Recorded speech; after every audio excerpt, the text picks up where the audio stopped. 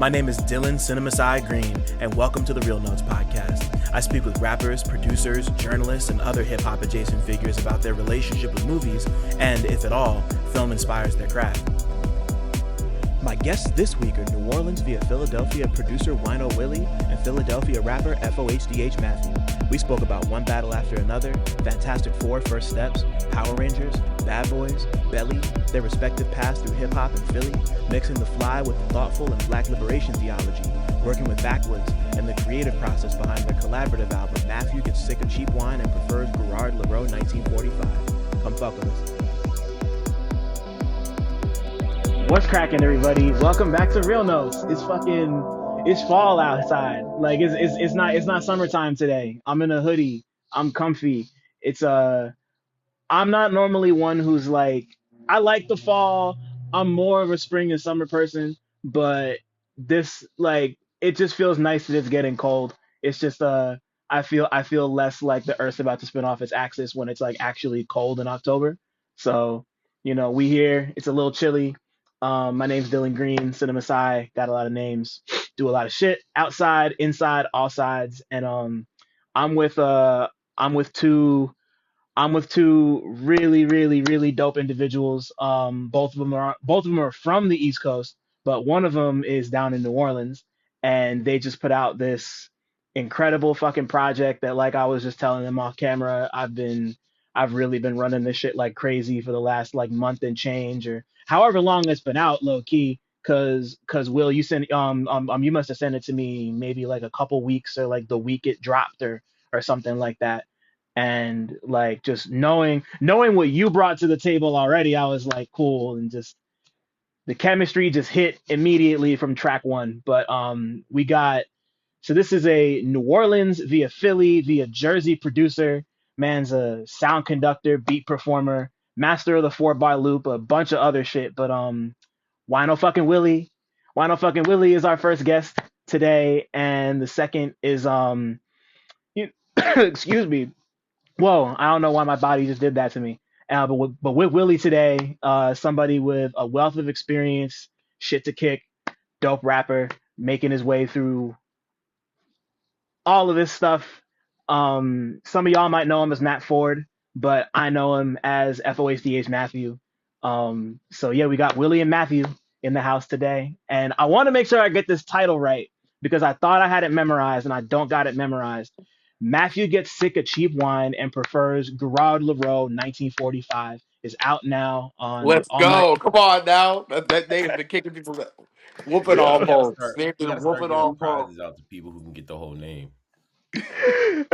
and I'm gonna go ahead and like I cheated a bit. I wrote it down and I was reading it off like a Google Doc, but like that's the title. Yeah, I mean it's Yo, funny. it's out on Backwoodz. Yeah, Sorry.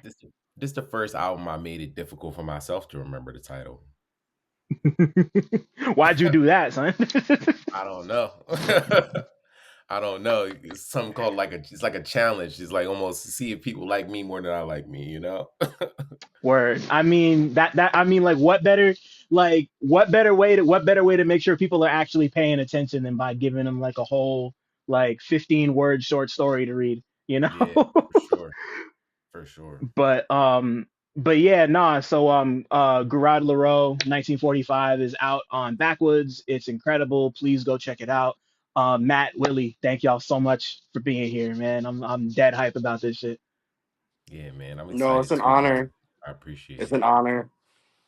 Oh man, no, I'm yeah. Like y'all have just been kicking it crazy for a good minute, and to see you come together in this way is very dope. And I love talking about movies with good people. So let's do that. I want to start with the first question I ask everybody who comes on here, which is what was the last movie or TV show the both of y'all watched that you had a strong opinion about? Mm. The last movie that I have a strong opinion about, I haven't even seen this movie yet, and I got a strong opinion about it. The Paul S. Anderson joint that's out right Yeah, now. tell me what you think about it. Listen, um, I'm just gonna jump in the fucking water.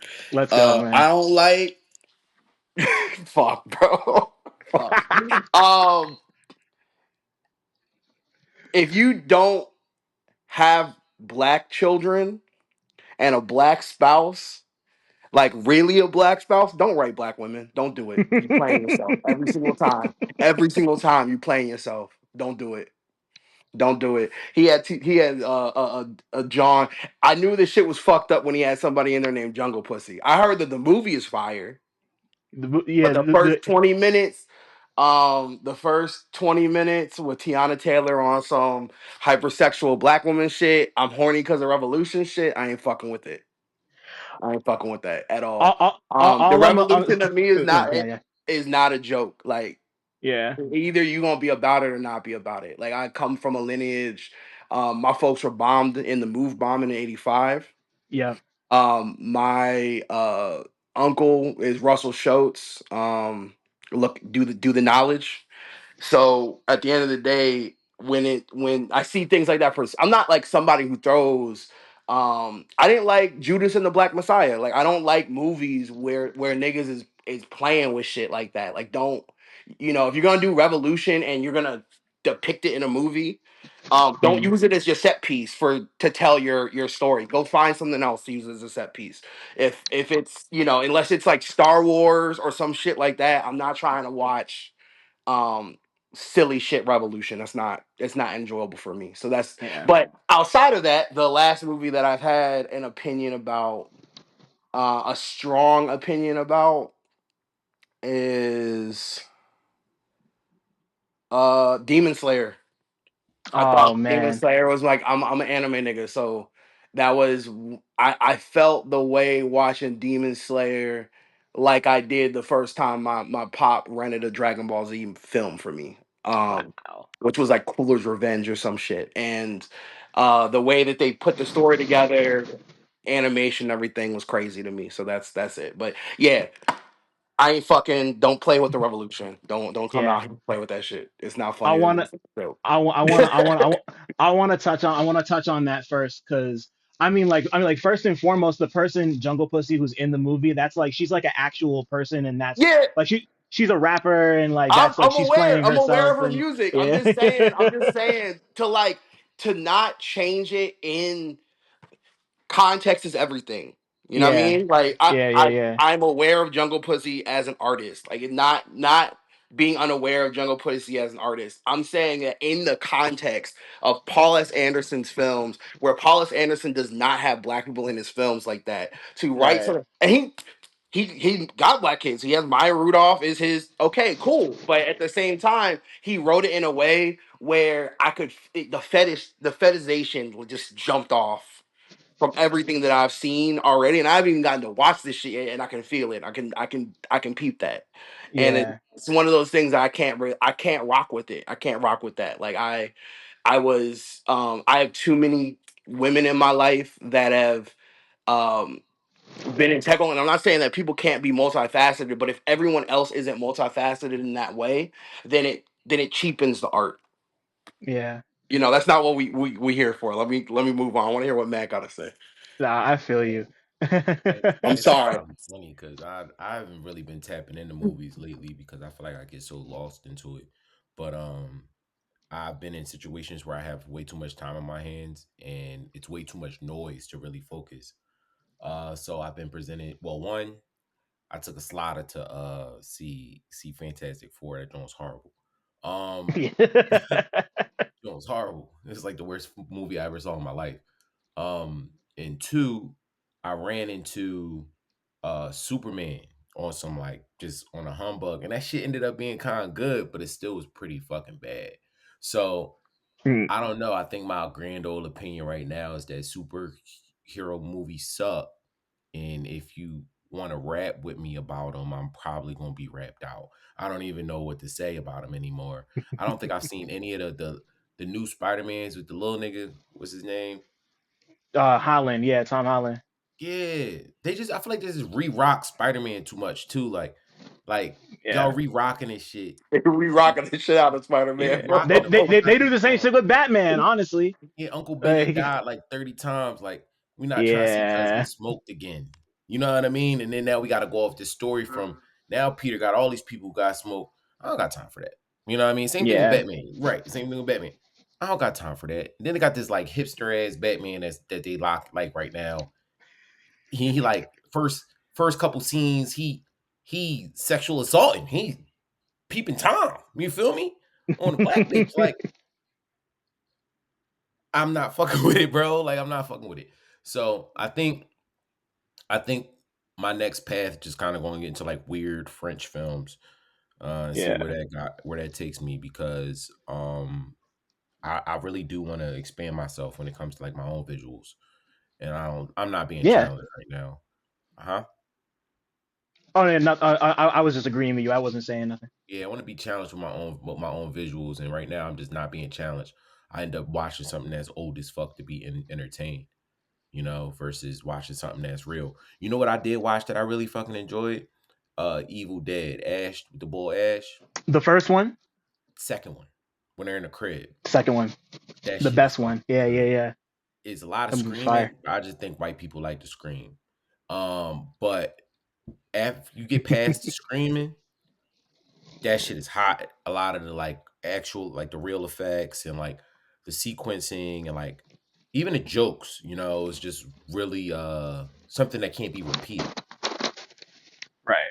So that was my big moment recently was definitely Evil Dead. That shit was like fire. That's dope. Yeah, I think I can't remember how old I was when I first saw Evil Dead 2, but like that was like a especially when yeah, I mean like it's October, it's spooky season, Halloween, whatever. Like that's Yep. like you really can't go wrong. Like it's like it's scary when it needs to be scary, funny when it needs to be funny. It's a movie that's like all over the place in that specific cool way, and I fuck with that movie. I haven't seen it in years either. It's just one of those that I've seen enough where like I just know like I got like I can't exactly do it front to back in my head, but like I've seen it enough where it's like I got like this big scene, and then he loses his hand, and the devil comes up from the basement. It's just it's fun. Movie's dope.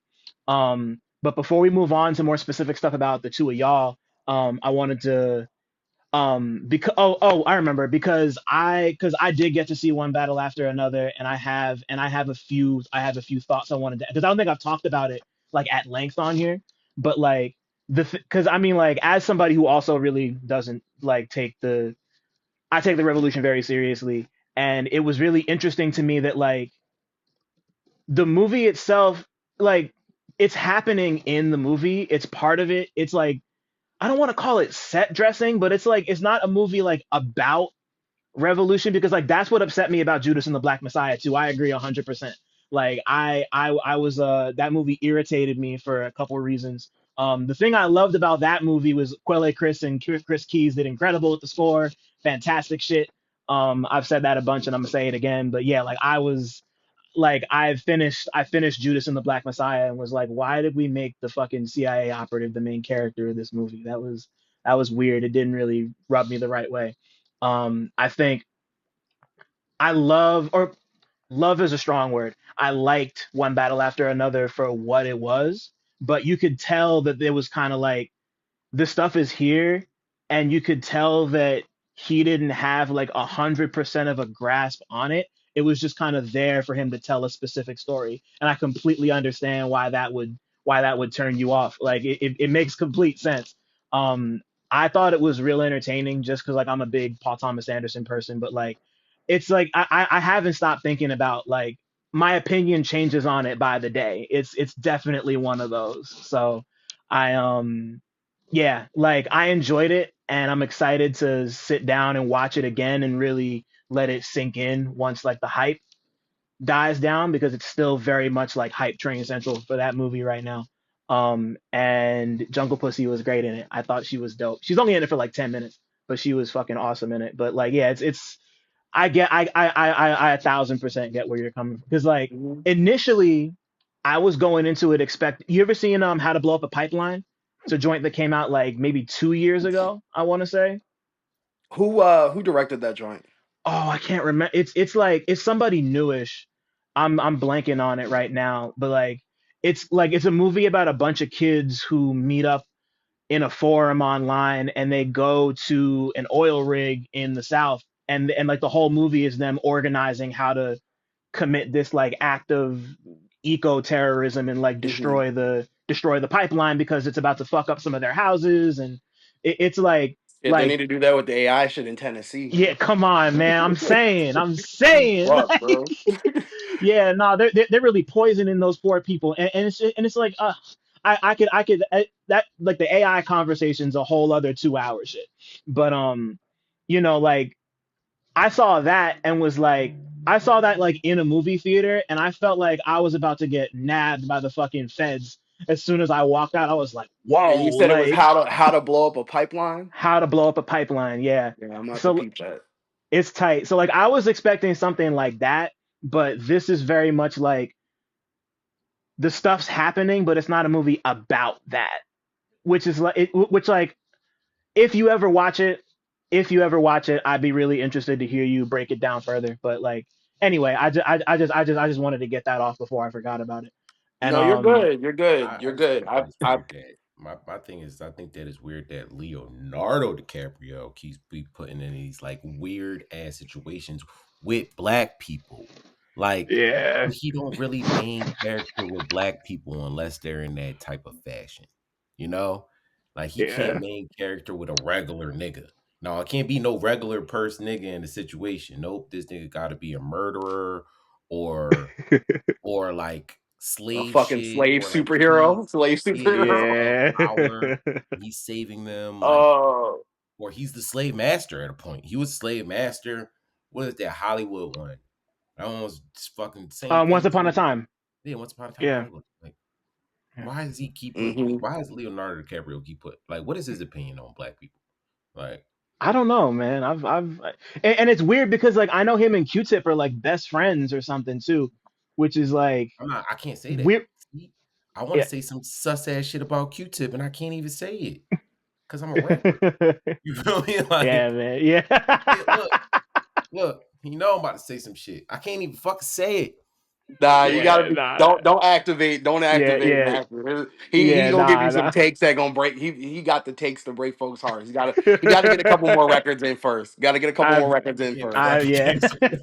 Got to get a couple more records in first. Not on the first record, Yeah. dude. Yeah, before they Nah, just I've cancel my dumb ass. Like, yeah, nah, we can't yeah, fuck with that. nah, He gonna man. say something crazy. Fucking but what was it oh yeah, on the Evil Dead tip, the last thing like the last thing I saw was I saw it last night, speaking of white people screaming. I saw the Devil's Rejects. They Oh put it out yeah, for his 20th anniversary, and Okay, yeah, yeah. I 20 years, jeez Louise. I remember that shit came yeah, out. yeah. That was Reject was yo, crazy. Yeah, wow. son, I saw that shit. I think I might have seen it like 2 years after it dropped on DVD, and like hmm I never got to see it on the big screen. I was in like middle school, but like Mhm. man, it was, I don't know, like I love that movie. I think it's great. It's like a modern horror classic to me. I love Sid Haig as Captain Spaulding. These people are like, and like I was just watching it, and like up until Charlie, like the pimp, shows up, I'm just like, this is just like S tier white on white crime. The movie, like, it's just these, because like nobody in the movie's good. Everyone sucks. Like, I mean, like, fuck the police, but like the cop is already on like demon time from the jump. He stabs the hmm mom in the prison. Like Yeah. he's trying to make it like he's like God. He's trying to make it like he's like God's strongest soldier, and hmm son with the longer hair is like, I'm the devil. So I don't know, like, just what a time. Like every line of dialogue is just like perfectly delivered. It's over the top, and I don't know, I love it.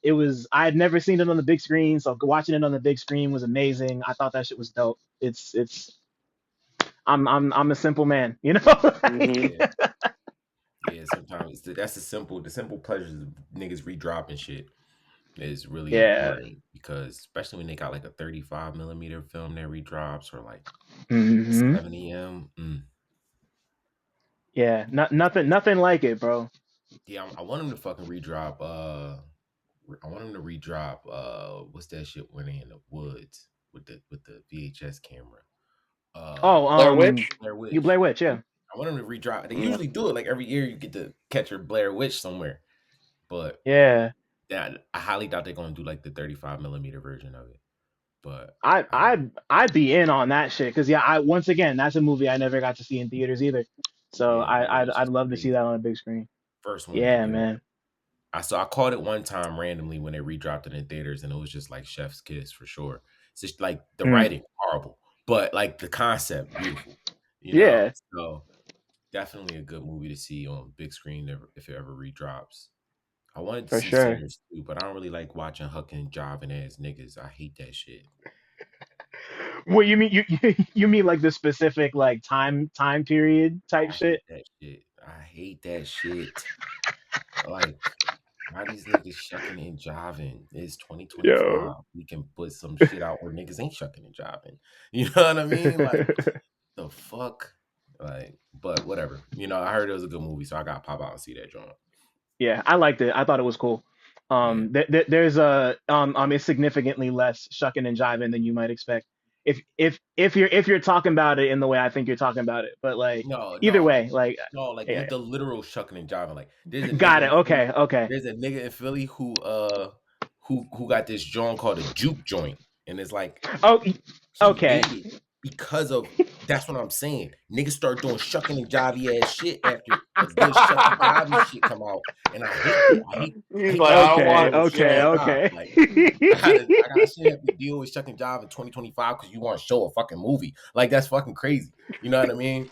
Like we shouldn't dress like oppression in fucking Nah, 2025. Like I bro. understand that we're still oppressed, Lord, but we bro. shouldn't really be trying to fucking relive the moments where Lord. we was getting chased and hung. Mm-hmm. You know what I mean? Like let's put on a different fucking leg.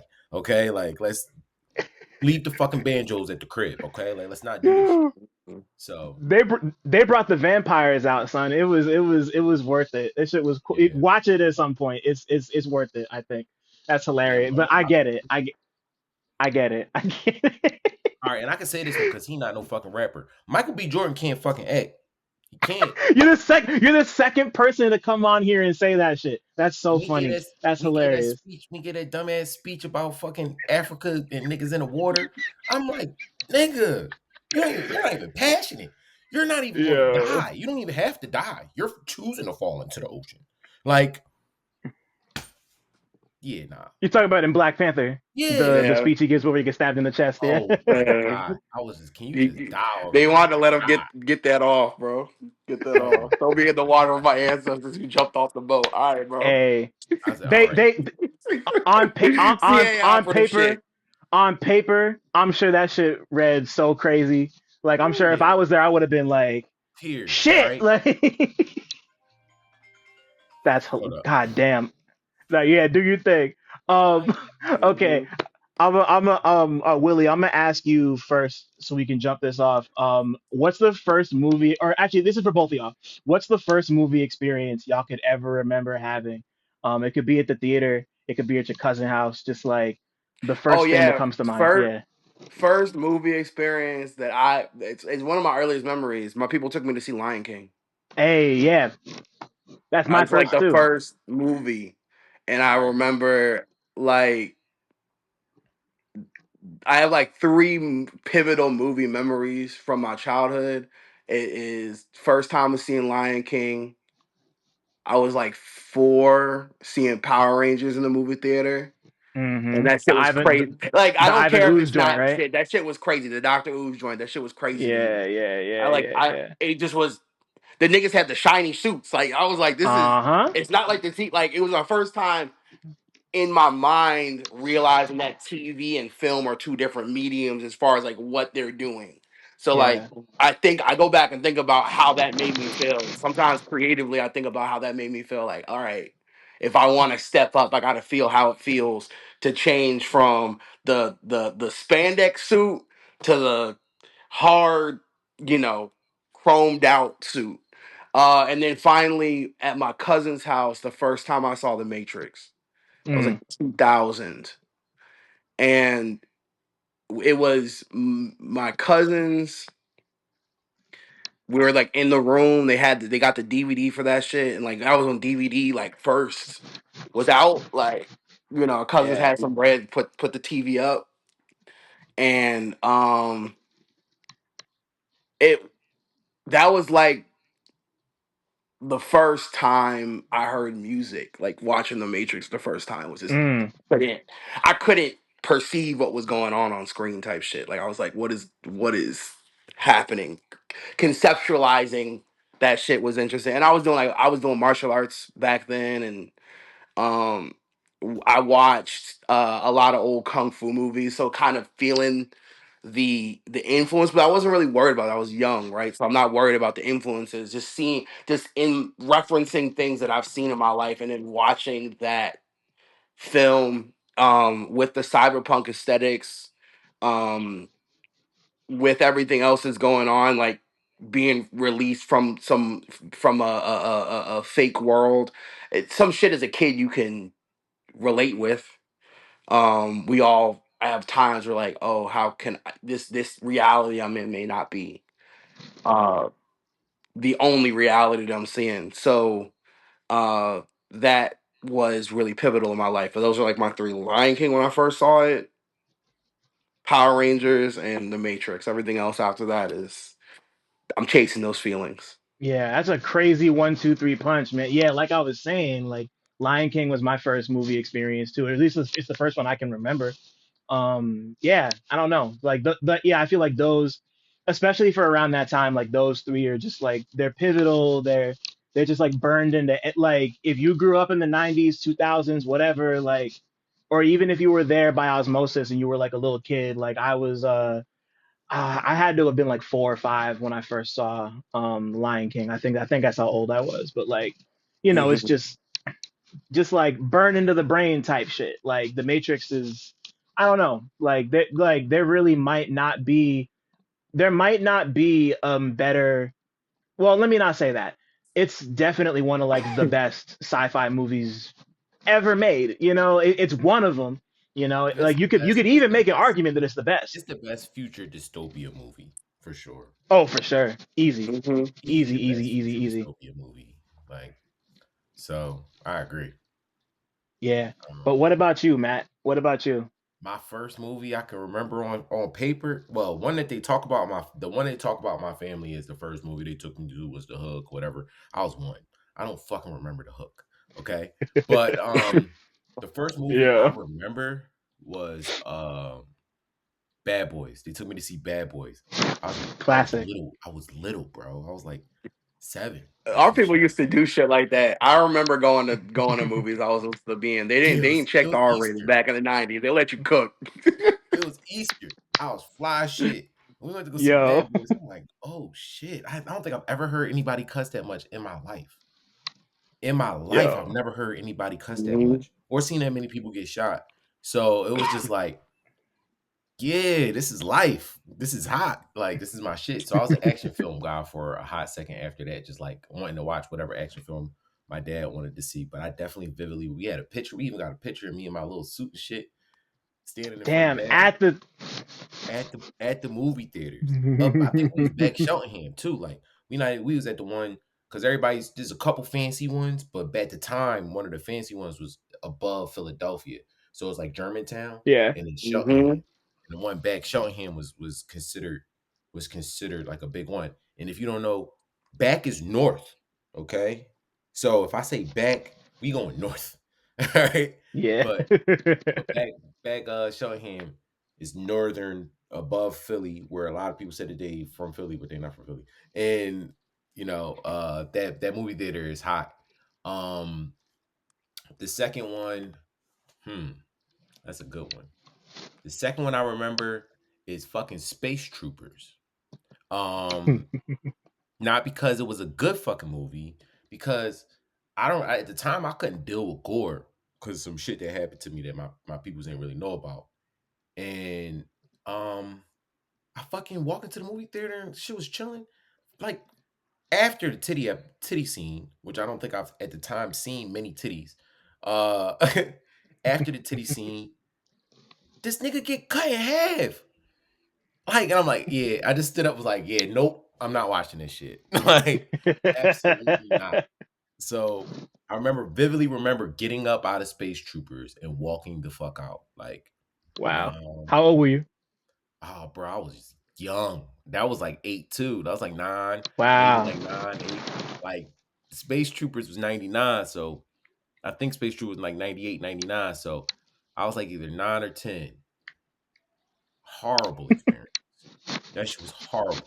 But big movies that were really big for me, that are will vividly be in my head until I fucking die, were Little Shop of Horrors, because my sister Uh-huh. ran it. She ran that shit. Um, Five Heartbeats. My Classic. sister ran that joint too.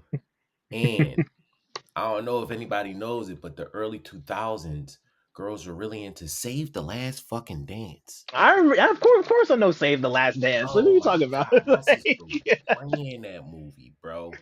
I had to watch What was the the name of goddamn Bull? Sean Taylor dialogue so Thomas. many times. Huh? I was trying to remember the name of the bull, the dude who's in Save the Last Dance, because he had Fucking like knows. a, Fuck a him. couple of joints got bread. He got some bread Fuck in the him. early And 2000s. and that just going in an honorable mention is Othello with oh, with fucking Mekhi Phifer and yeah, Julia honorable Stiles. Yeah, mention is yeah, yeah. Othello. I can't tell you how many times I watched Mekhi Phifer die. I've watched him die thousands of times.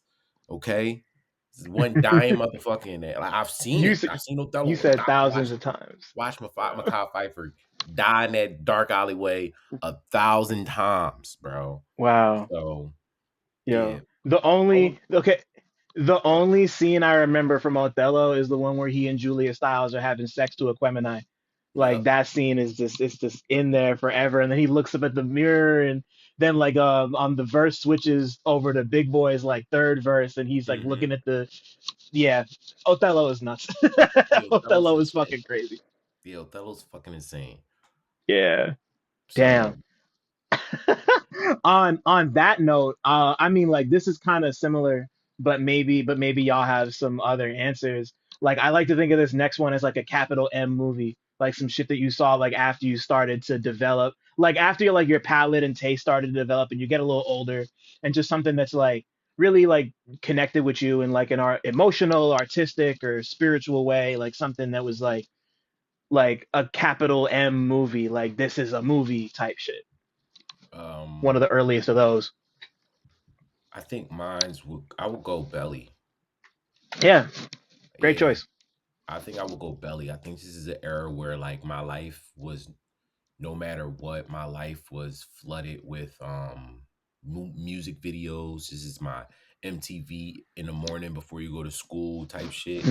Like Hmm. I got a big sister though, so you know what I mean. She's 5 years older than me, so I'm experiencing this teenage life at 10. You know, I'm experiencing this big moment, these big moments at a very young age because she's experiencing them. So I'm watching like MTV before we go to school and watching all the music videos before that. And then music videos was just a thing. Like they would just be on for no real reason in the house. You know what I mean? Because of her though.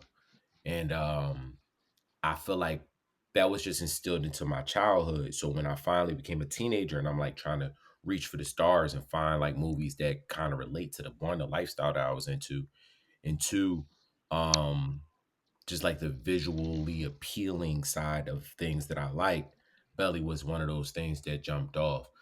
Often people say Nas couldn't act in that joint, but I just felt like he acted like a person I knew.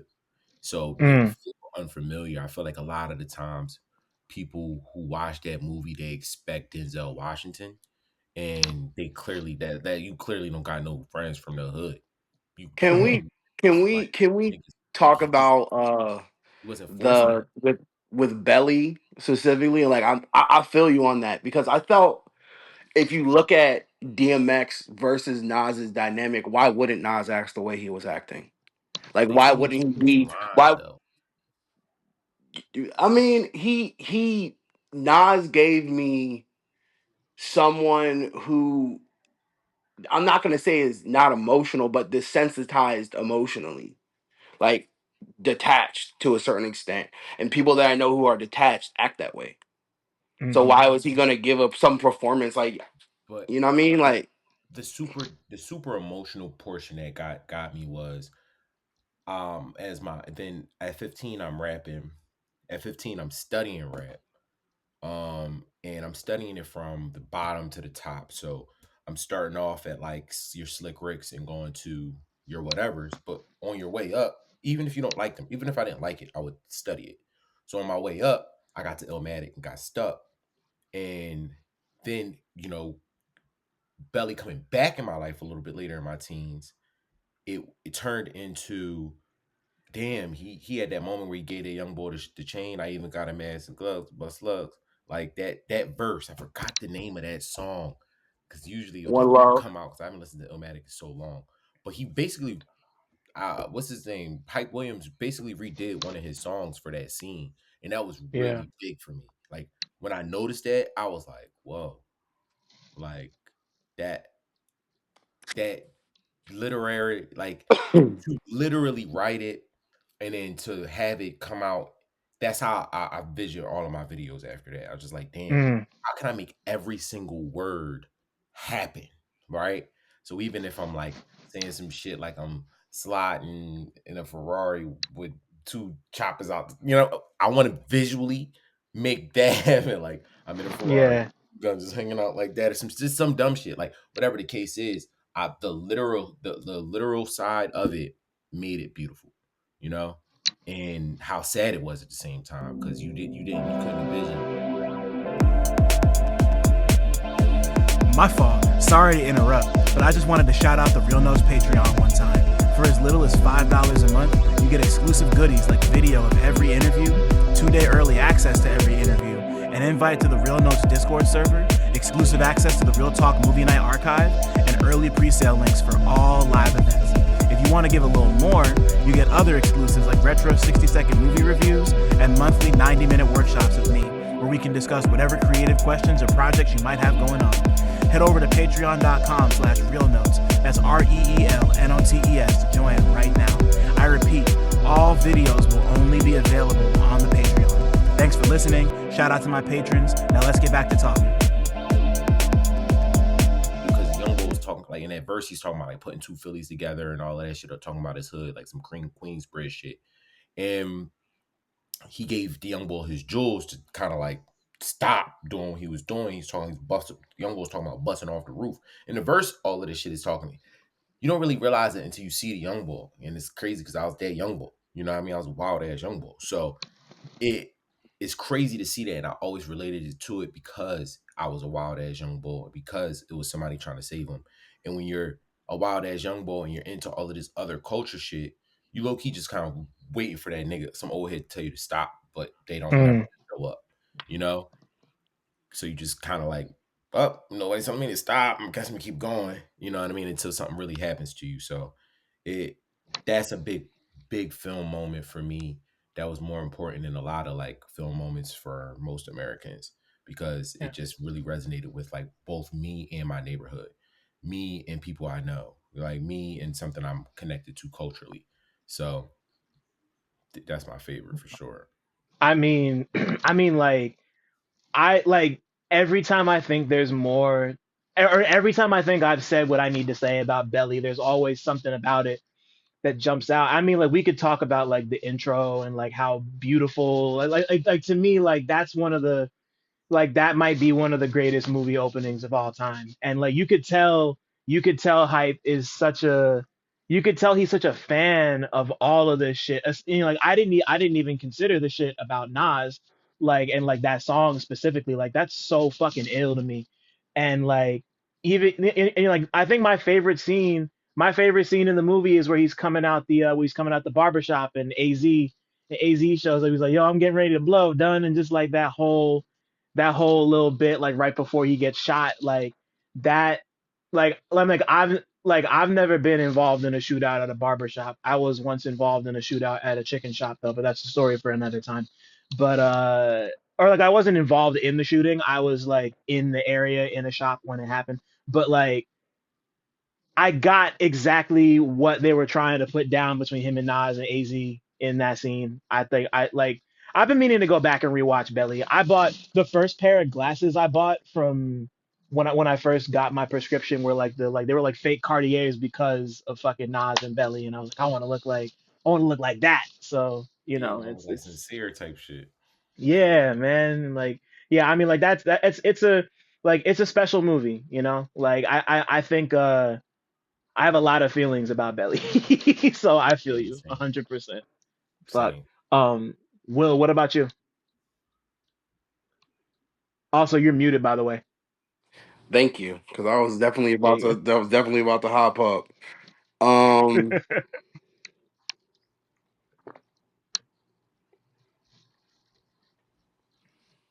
go. Uh.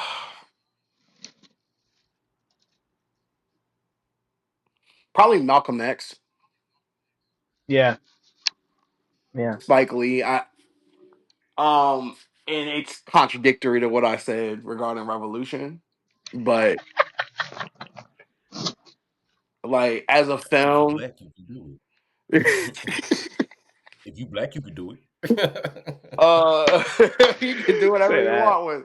Like, all right, with me. And it's funny. You ready for the funny thing? The super irony. You know, the other capital M movie is another Paul Thomas Anderson movie. No, it's not. It's Which not one? Paul Tell Thomas me. Anderson. It's actually, yeah, it is. There Will Be Blood. He did that, right? Yeah, he did. Yep, There that will was be him. That was blood. him. He did that shit, right? That's his movie. That's the funniest fucking um That's hilarious. that shit did something that and I think did There Will Be Blood and No Country for Old Men come out in the same year?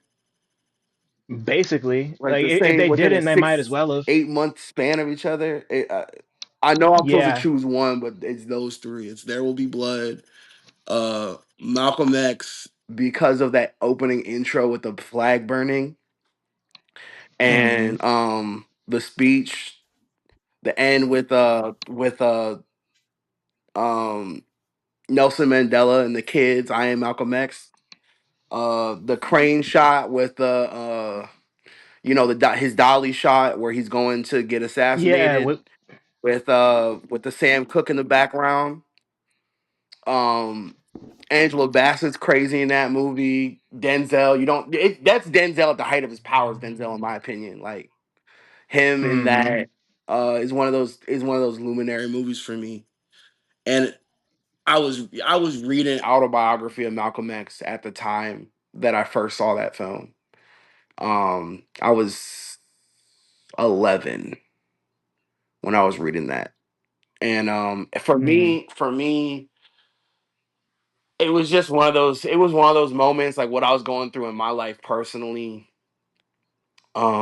Dealing with I was kid put into pro- advanced programs, things like that. So dealing with like aggressive racism, microaggressive racism. In the North, we got it different, right? Like I come down here Yeah, for and sure. it's I'm in the belly of the beast per se, but that's we do that shit we have a different flavor back home with the racism. So watching Malcolm Yeah. X, while I was experiencing the stuff I'm experiencing, helped me to uh you know set me on a path literarily and visually and academically. So I always credit that film. No Country for Old Men and slash There Will Be Blood. I feel like they came out both in 2007. It had to have been. Yeah. Those I watched those. It was like from some of the first films I watched. Like I went to the theater to go consume them.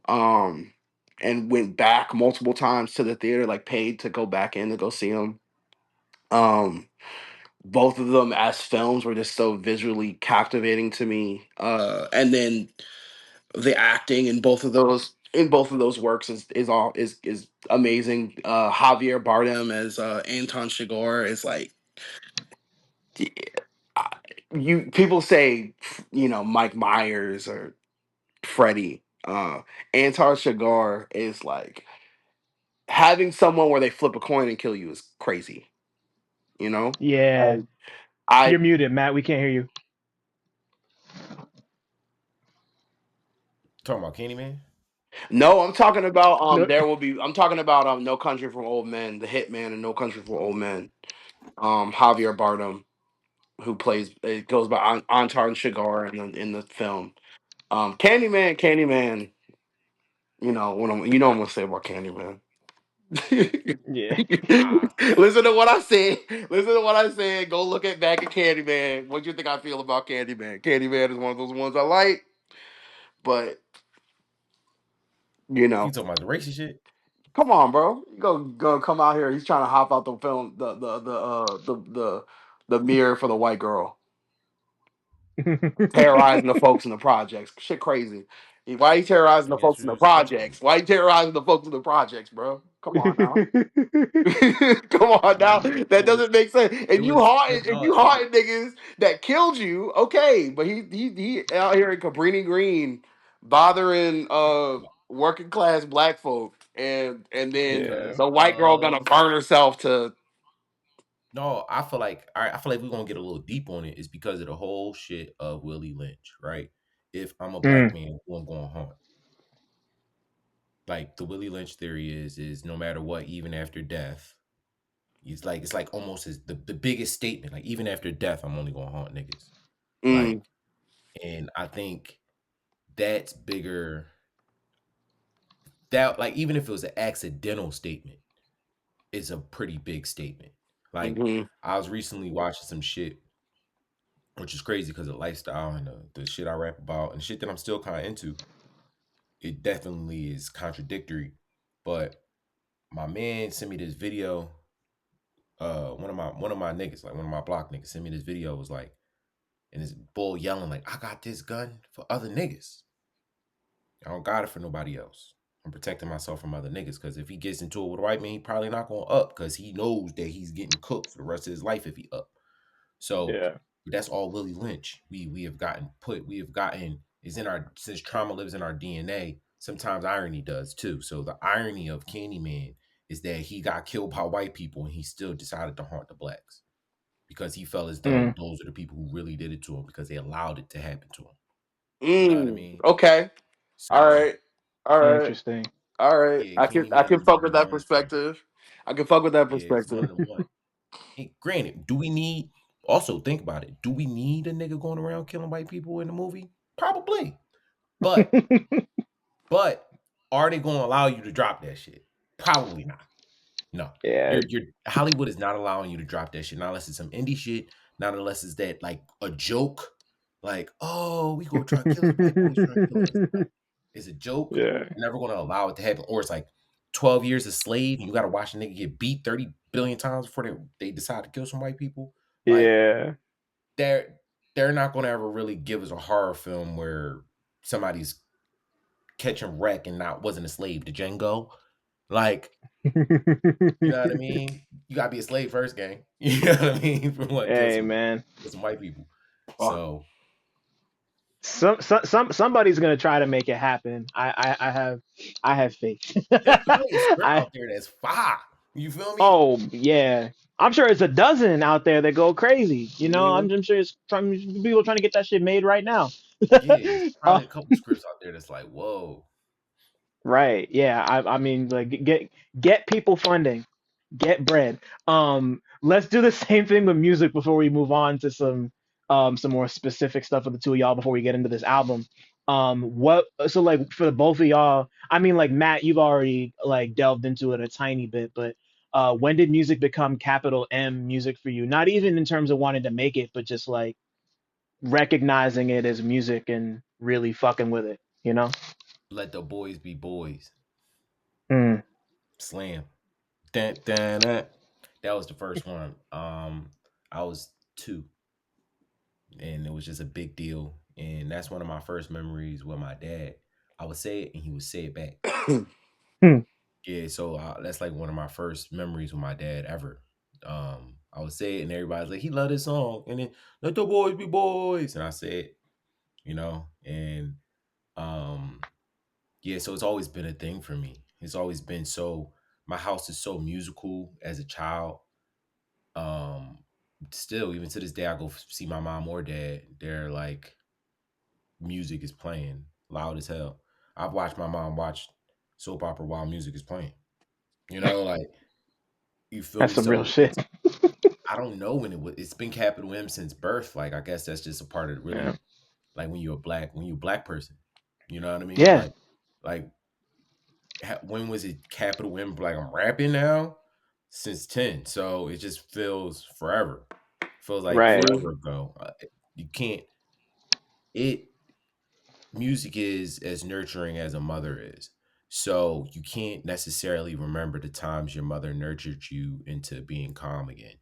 You can't necessarily remember like you can't you can't remember the milk from your mother, you know? Right. Hmm. But But it was there's always there. yeah, it was always there. It's going to always have Yeah. that impact. So music, if there is a capital M for a person for music, then they're probably like a baby nigga. Like you probably like a baby human being. Like your family is like something going on there. You feel me? Like Mhm. Hmm. where has your comfort been? You know, Yeah. where has your solace been? How did you learn God? You know, like all of these things will always be my question because I don't think I can encounter anything in my life where there wasn't music involved to help me teach that lessons a little, learn that lesson a little further. You know what I mean? Even there was even a point where we were buying albums from movies because of it, like the Night of Hmm. December. And you know what I mean? Like Thank you. Waiting to Thank you. Exhale, Waiting to Exhale Specifically. soundtrack Wait to was Exhale, Big going Mama going in my soundtrack. yeah. It was Yeah, Yeah. Big Mama soundtrack, Brown Sugar soundtrack. How about that? Yeah. The Space Jam soundtrack. soundtrack. You Yeah, know, like I don't Brown know. Like Sugar's movie soundtrack was bigger than the movie. I don't hmm even know what the fuck it happened in that movie. was hmm 1000%. Yeah, I don't even know what the fuck happened in that movie. You know what I The mean? movie, the movie is about rap journalists. Funny enough, it's Yeah, about exactly. it's about two rap journalists who fall in love, Yeah, right. fucking Tay Diggs goes off at a dinner. Yeah, that's wild. Shout out to Brown Sugar, great movie. Yeah, shout out to Brown Sugar for sure. That's the blackest Tay Diggs ever was. Hey, Um, shout out. Lord. Yeah. but yeah, bro. Um. So yeah, I Yeah. can't even capital M it, bro. It's just in me. That's. Pause. I feel you. I feel you. Like it was. I mean, like apparently I was the same with what was it? It's Essex's "I Got the Power." When I was like 3, 4, 5, apparently I would just like I could like rap that whole song. My dad still talks to me about that shit to this day. It makes me laugh because I don't remember shit about it. But like yeah, I'm the same way. Like I couldn't agree more. It's just like as black people, it's always there. It's just like Yeah, yeah, nah. It's just shout like, out, do you and I feel breathe? like niggas don't Like, do this shit enough. Niggas don't shout out their dads enough. Like I love my mom, but I'm a thug because my dad. I like music because my dad. He taught me yeah. mad shit. We we having our moments, but he taught me mad shit. Hey And like man, yeah, I wouldn't have known Wu Tang if it wasn't for him. I wouldn't have known Public Enemy if it wasn't for him. I wouldn't even. He even kind of like critiques my rap. So shout out to dads, man. Like niggas need for to real. talk about their fathers if they got them. Yeah, yeah, yeah. Nah, it's not a day that goes by that I don't talk about him. So yeah, shout out if he's listening. Shout out to Dad. I love you. But yeah, Willie, what about you? Oh man. Um. I know it's a tough question, but Oh, I mean, I don't know what to say after what Matt was saying. Right. Like. Uh. For me, music is the through line. Um. The moment that music went from background to foreground was probably 2004 for me. In that year, Mhm. I was listening to a bunch of different things like Gorillas. You know what? Actually, that's the moment for me. I remember late night seeing the Gorillas Clint Eastwood video. I'd stay up really late just to see that shit. I was convinced they didn't play it any other time besides like midnight. And Wow. I just remember the version that they have in the video version is different from all the versions I would try to download on LimeWire. Kazaa, I don't know if y'all fucking remember Kazaa. Oh, I remember Um, Kazai. Yeah. Kazaa, like it introed with the dude from Blur who does the lead vocals, like just his vocals and the piano, just dun, dun, dun, which is actually a Casio. It's just like it's a preset, it's a synthesizer preset The synthesizer was sold this joint in Jersey, Barracks Trading Post. I don't know if any of y'all have heard that shit, but there's this place out past Edison that my grandfather used to take me to, and there was a synthesizer in there that had the Clint Eastwood, like as a preset, it had the Clint Eastwood shit. You just press play, Mm-hmm. ding, ding, ding, ding, ding, and they just added like a drum break under that shit. And for me, that was one of those moments that was like, Wow. it made it real for me that it was something that could be done.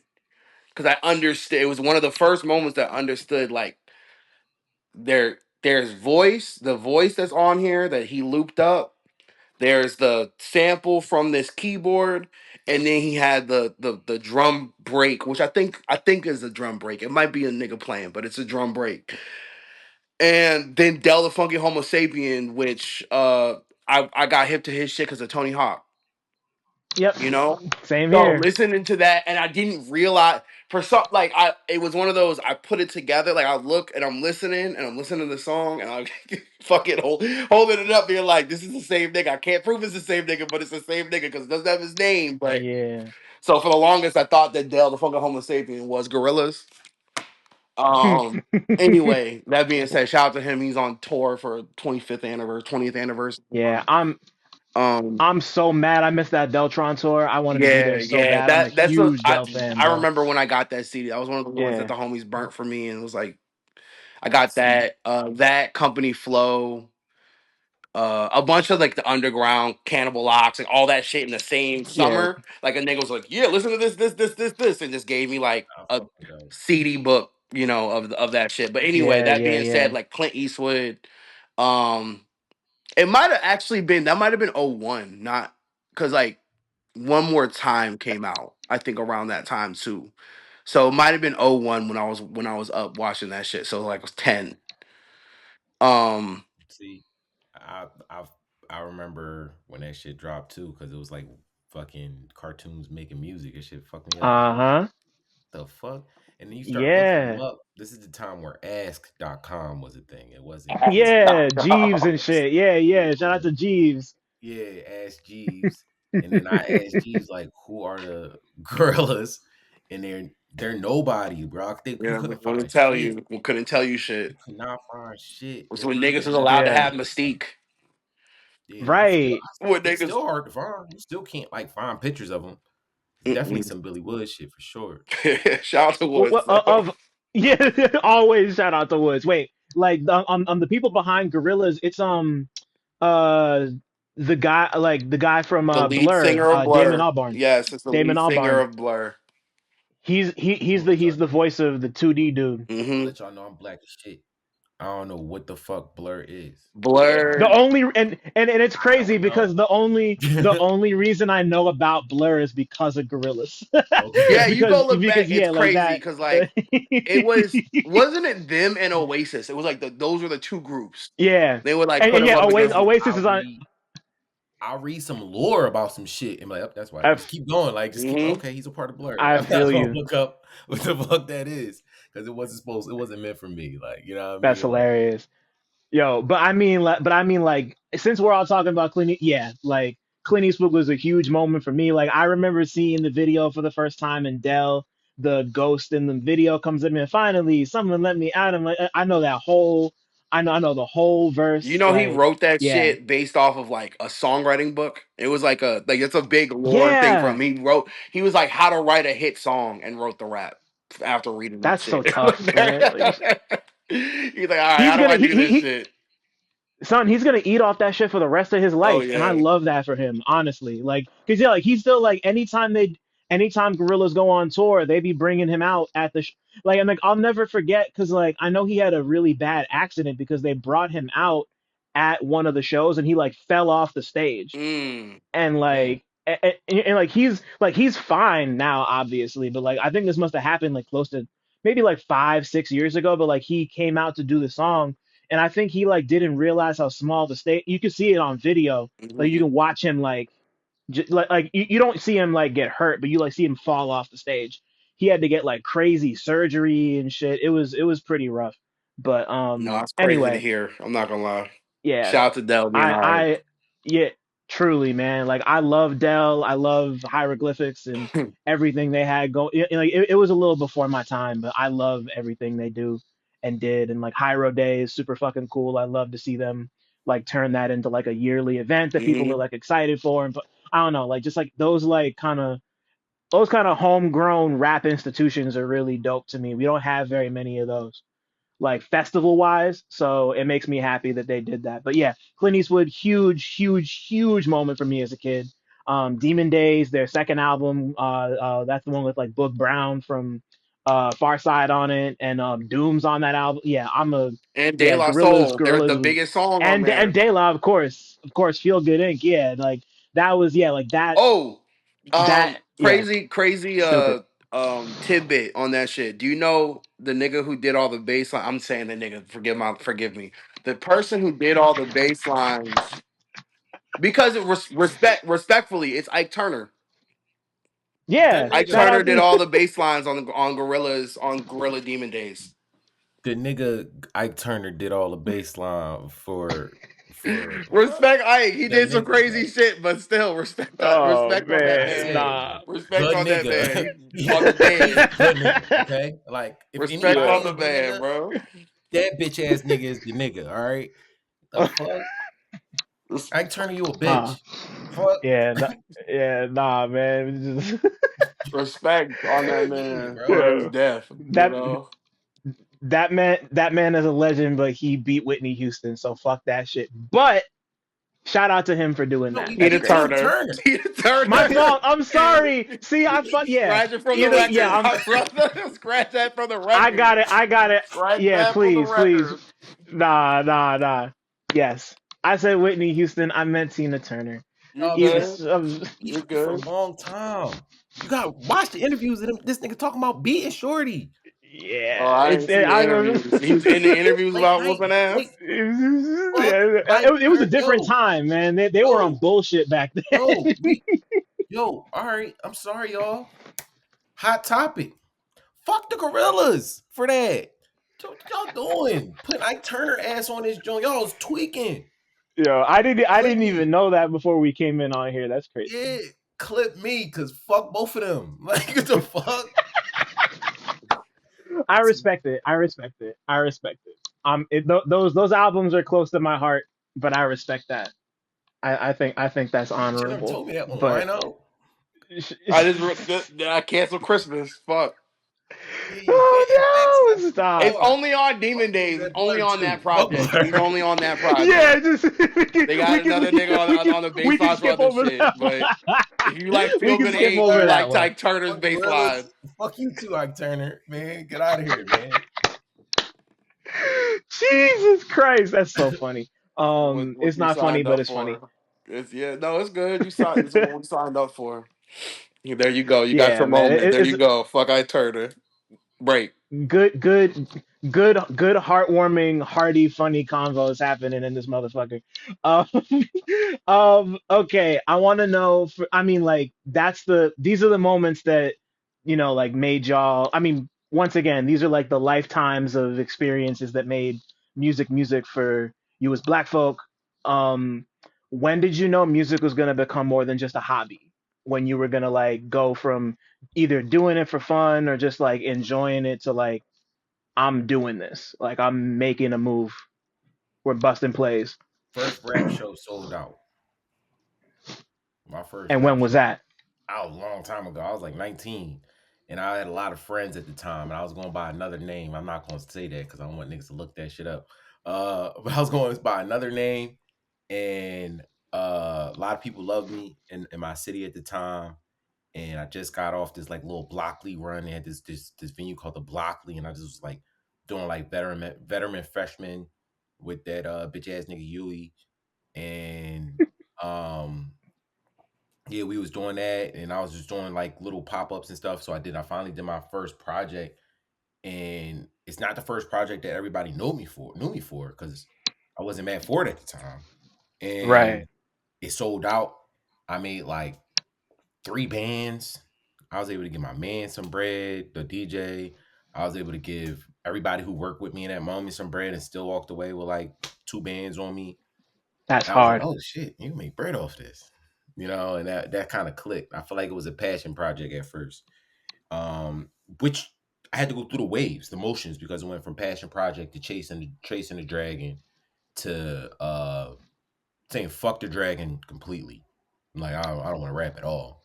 And then kind of back to this passion project, but it's more I want to say it's more profitable now because I'm doing well, but I'm not the best.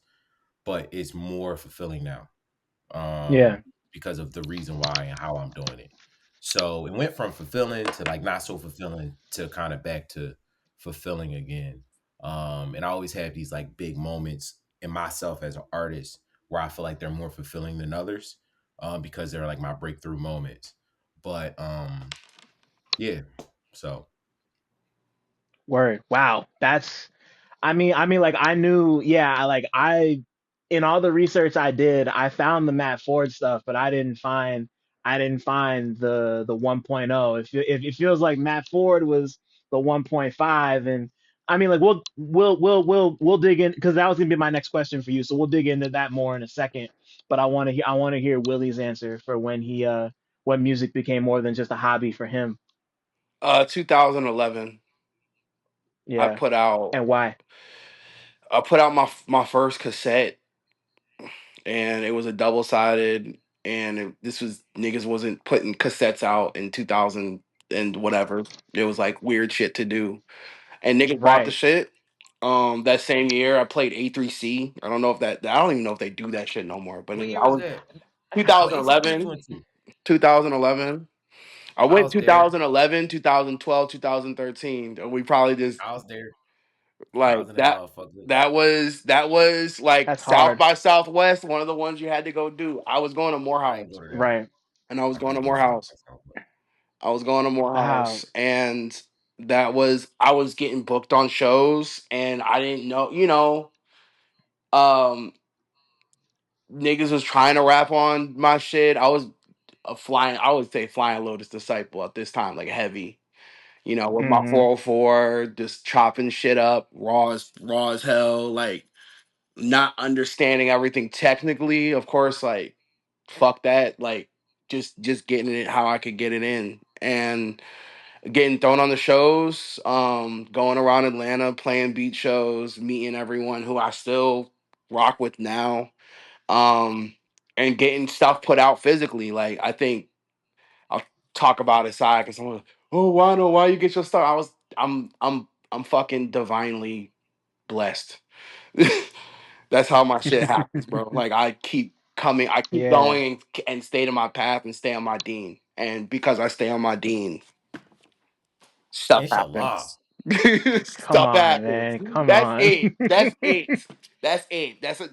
Everyone asks the Oh. secret. Why no? How do you get this? By just staying fucking focused and putting one foot in front of the other. And shout out to I'm gonna say something that Matthew told me. Matthew said when you do not have a way, fuck that, make your own way. And every time I need to Mm. hear that when he told it to me.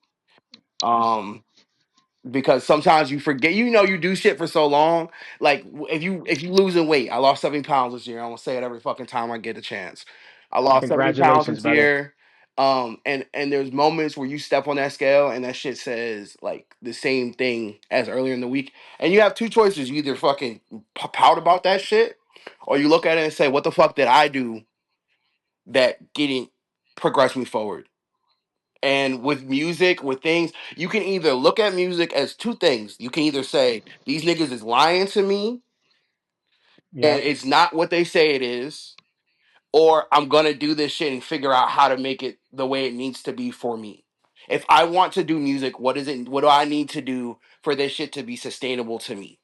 And when you're a young nigga, you think that someone's gonna come and save you. You think here's Mm. if somebody gave you a 20 and you like think about you at 20, there's some niggas who got whatever they got at 20. It was cool. But for the most part, you get some shit. Niggas do get it at 20. They give a nigga a credit card. Here you go. Here's a credit card with $7,000 limit on it. And you're Yeah. gonna run that shit up and then have $7,000 of debt. And then try to figure that shit out after that. And then, after however many years it falls off your shit. But you have to take your lumps with that shit. and can't do shit Yeah. because of that shit. With music, it's the same thing. With music, you're gonna come in, and because you're young, you're in certain places that you'll be able to, generate whatever buzz you can, and you'll do shit. Niggas will switch up on you. Life will happen to you, and then you'll look and be like, do I want to do this shit or do I not want to do that shit? And that's for me.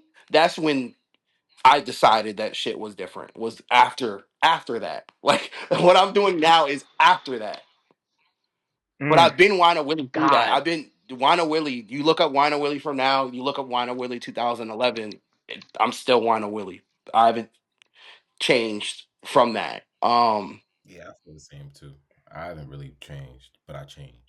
Yeah, I you feel like, grew. Yeah. No, you grew, bro. You grew. yeah, You it's grew. evolving. Yeah. You I grew. don't even say I look different, but I'm the same person. And I might look Right. the same. It's like fucking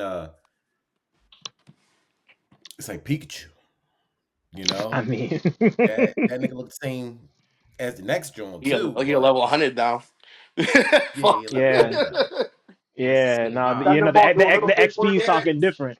Yeah, it's not some shit where I evolve. It's some shit look totally different. I could tell it's the same, come from the same source, and I think that's what it is about being an artist is you want to evolve. I don't think any good artist didn't quit. Maybe they didn't. I be quit. No, bro, you know that's I want to say I'm gonna shout out Woods. You did your Wood shout out. Here's my Wood shout out because Spec telling me this story about when he with history will absolve me. Is that was Hmm. his last joint? Yep. Like Yeah. Yeah.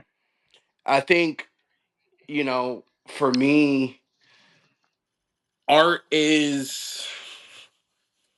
I think about what you said where you were talking about in I think you told that to Mike where you were discussing about as in art you want to you're burying yourself but you also do want people to see the shit but it's for you but also you want people to consume it. Yeah. Yeah, um it's the painting of it all. yeah, Like it's in the moment, a painter is never thinking about the outside of the room or the outside of the canvas. You're on the Yeah. canvas. You're in your canvas. You're in your canvas, and you're having your canvas moment. And then at the end of it, you're like, I spent so much fucking time on this, John. Somebody got to see it. You bring the appraiser. Yeah. They tell you how much it costs. The first thing you might call might be the appraiser, Yeah. right? Now they're like, damn, this shit hot. So the appraiser said the shit hot. So now you try to get it around, maybe talk to whoever. I don't know. The art world is really weird. You got to pay to put shit up on walls. I refuse to pay a nigga for a verse. Like I'm giving you money to be on your song. I refuse to do some shit like that. So I don't know how they finagle with their bread, but I do know the process of an artist of the purest process you'll ever have in understanding what it takes to be a good artist is always going to come from a painter or a person who does physical art in a sense from scratch to finish. So like a Mm. sculptor and a painter, those two people or a person who draws with chalk or their main medium is colored pencils or whatever the case is, Yeah. the more depth that they have of their work, the more they had to learn to get there. Oh yeah. And those lessons that they tell you is going to directly translate into any art style that you do, right? Artist told me that you got to let the layers dry before you add the next layer. You can apply that to mm-hmm. every version of art. Like you could apply that to every version of art. So I always would implore, and I've just maybe the third time I've said it, but I will always implore people to talk to painters if you decide to be a good writer or a good film artist or a good because you're never going to be one unless you have a painter conversation. How did you get here? Mm.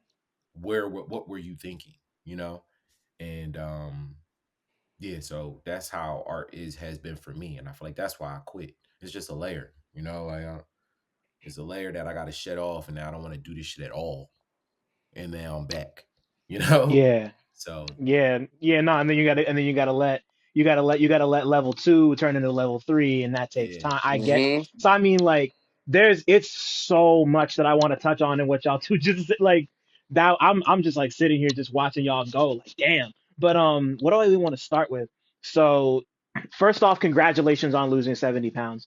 Will, my lady is currently going through a weight loss journey. She just lost 80 Oh, over the course of bless. like 6 months. So This is she's so I'm so like they're on the same type of time of like going to the scale and like why is this not moving the way it's like and I'm like I'm also kind of like I'm going through a weight loss journey as well. I'm just in the gym more, just trying to do like so I'm like I get that whole aspect of like wanting to quit, not feeling like you're being where you want to be after X amount and like that really does apply to that applies to the arts in every way because I mean like I've been writing for 10 years and I've freelanced for most of that time.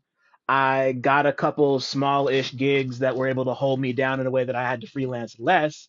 And then when I moved over to hearing things where I'm at now, that situation started out with like we got like a stupid amount of money from an investor, mhm. like crazy money, and then it was just gone.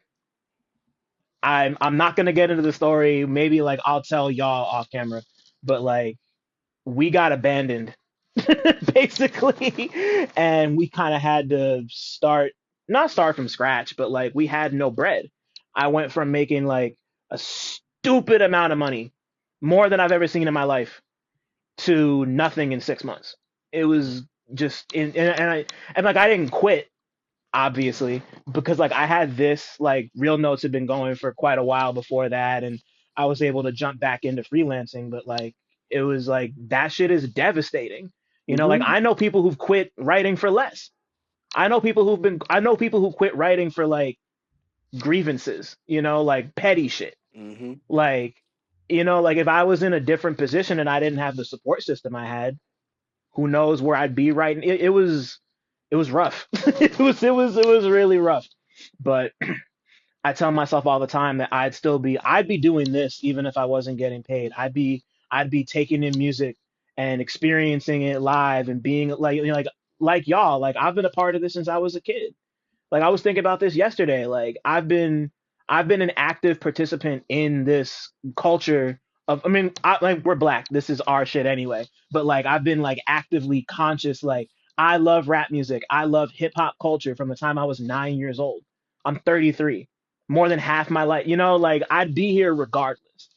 But Yeah. it's just like it's just one of those moments where you just really take stock and it's like I've been professionally writing for 10 years.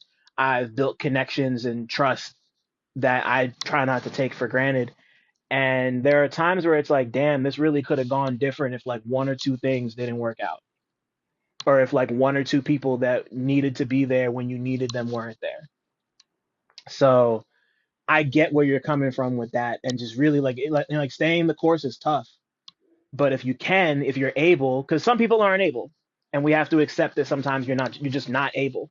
Life doesn't, life just isn't giving you what you need. But if you can, and you get to a point where like the two of y'all are right now with once again this fucking fantastic album that like Backwoodz is obviously having a moment, and like I'm sure that's been a huge platform for the two of y'all even though you both have your like really extensive stories and have been doing this for a minute, like it's just always another level to hit. And it's always it just feels nice to get to a point where it's like, damn, like it's a look.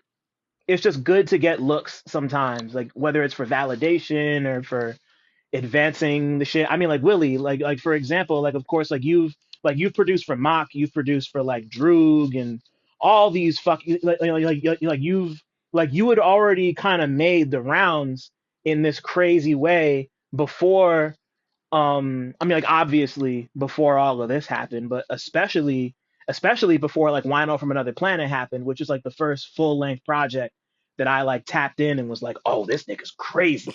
Like, what are these beats? Like I and appreciate just that. like, I appreciate that. yeah, yeah, man. Like, it's like just This like, shit's so fucking crazy to think about. This shit is like, It's so when funny you every time mention I hear it, that album. Every time I hear that album name, all I can hear is "They be licking shots at you niggas till you get the message." I listened to that verse so many fucking times. So many times. Cause I'm the type of nigga who will write a song and the song I gotta start from the beginning of the song. So I Yeah. listened to his verse before I would start writing every single time. Like it was crazy. And I like sometimes I get the idea like, okay, let me just hit the producer up and just ask for the instrumental. Shout out to my guy. My Yeah, guy, I didn't he ask. fucking ate his head off in that song. I No, mean, no, no funny.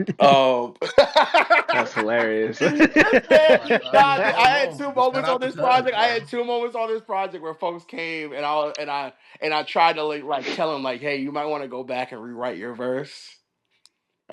I'm not gonna go Because in you on I'm have not to. gonna You go know in what I on mean? it. I'm not gonna go in on it because I don't want nobody to get upset with me. But hip hop niggas be sensitive. So Yeah, bro. Yeah, I mean, tell me about it, bro. niggas be Tell me sensitive. Be like, about what do you? I know you were talking. I'm like, yeah, I'm talking about you. You know who I'm talking about. You know I'm talking to you, and I love you, and I'm still working on stuff Hey, with you. it. I man. mean, it's a sport. It's the sport of it all. Don't Yeah. This no. guy know, like, One of my I'm not. homegirls on this project. Shout out to her. She went on a song, with a dude, and he sent me a verse, and I told him to rewrite the verse, and he said no, and she said okay. It's it's a redo. That's the thing. It's like it's a replayable game, you right? know. Yeah.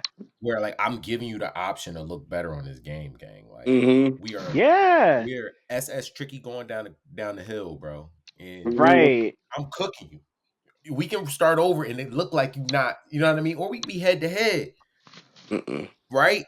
You can You restart know? this game. But when this shit get released Yeah, and I look that's like Bron, we you know what I mean? I Don't be appreciate mad at that. me if I look like Bron. I appreciate that. That's why I'm anyway. This I'm grateful to have the opportunity to release with Backwoodz. I'm really grateful for the opportunity to get out here on the road with folks. Yeah. I Yeah, no, Doing shows I is think kind of different for me. Is different for me, especially I've never like I don't go and play shows with MCs like that. I'm a I beat think nigga, so.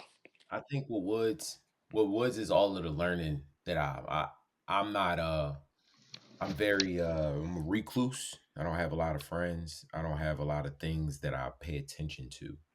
So, because I feel like I spent so many years on the blogs and like trying to make it with the blog niggas and the blog writers and just dealing with that shit and just watching blog artists and like dealing with that shit for so many fucking years. I don't even care no more. You know what I mean? I So feel you. Yeah.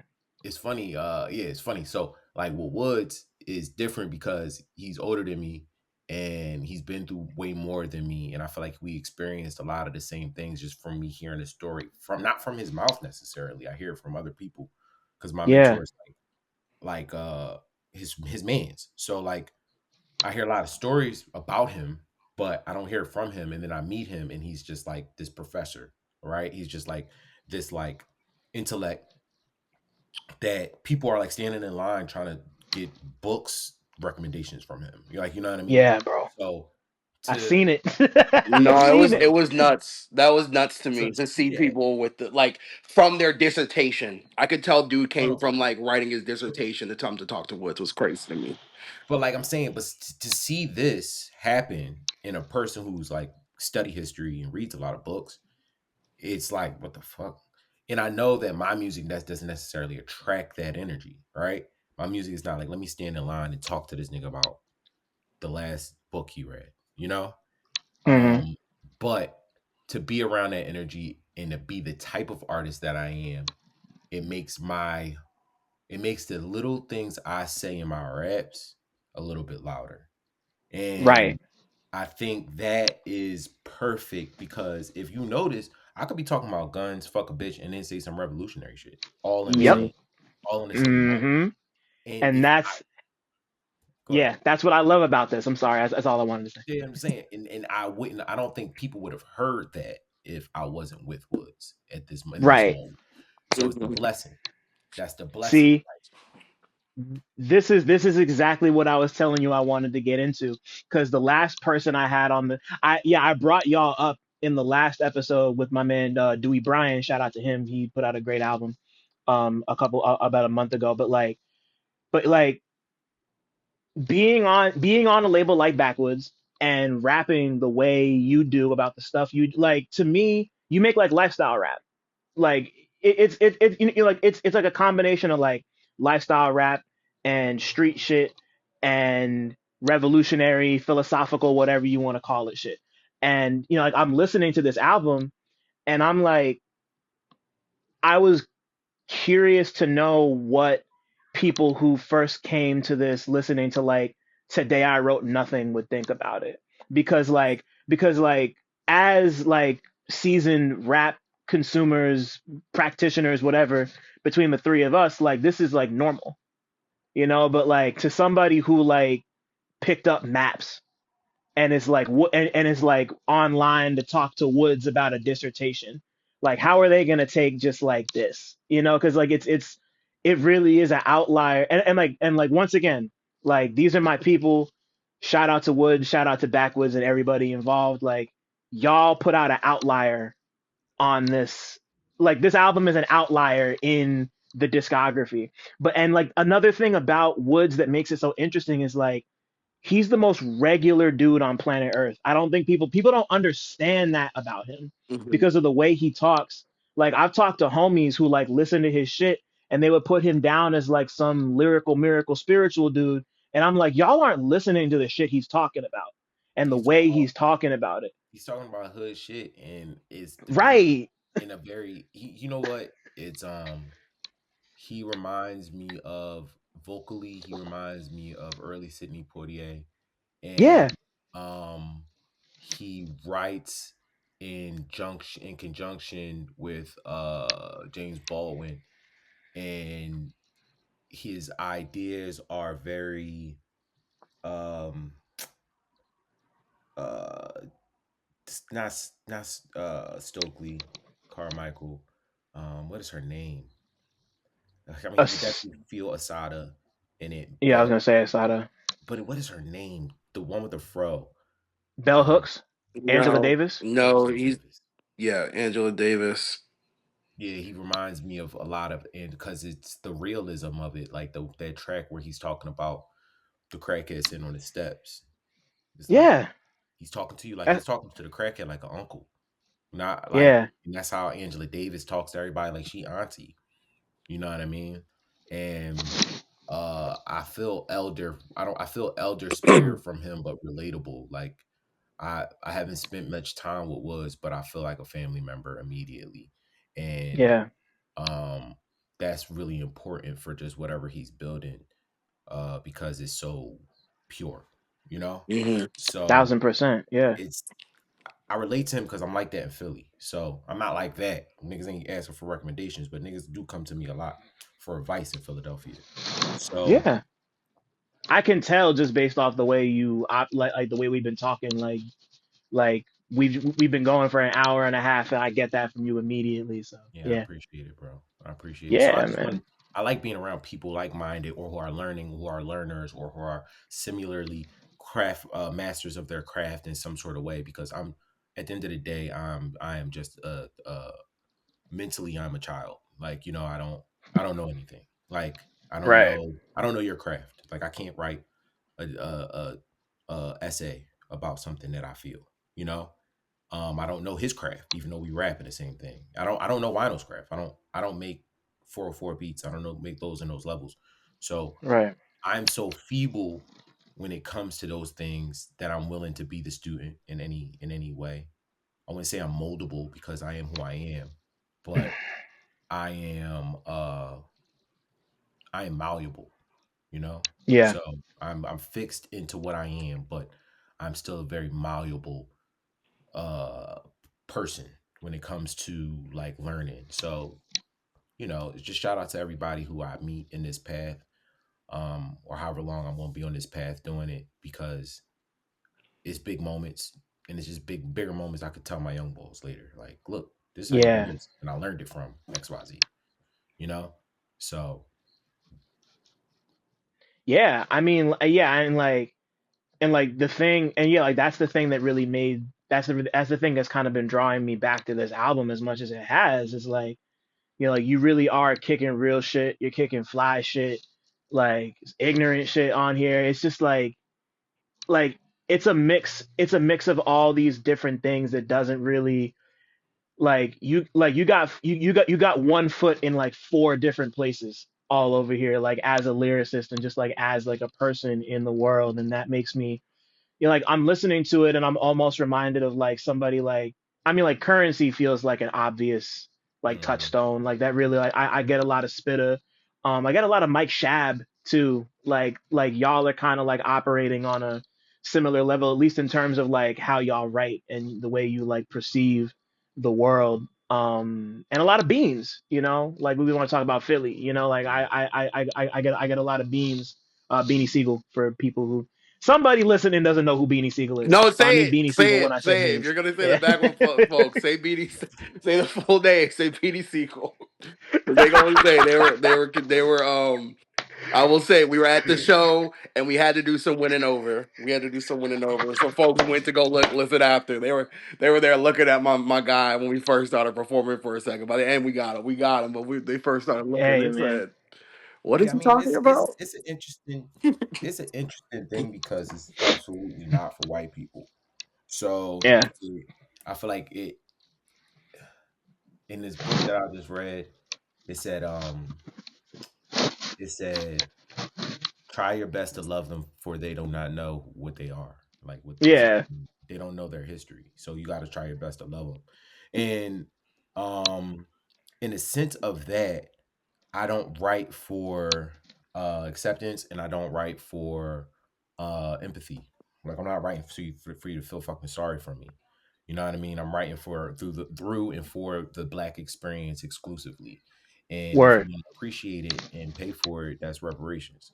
And if you want to participate and understand it, that's you growing past yourself and me giving you the love that you're supposed to get. Mm.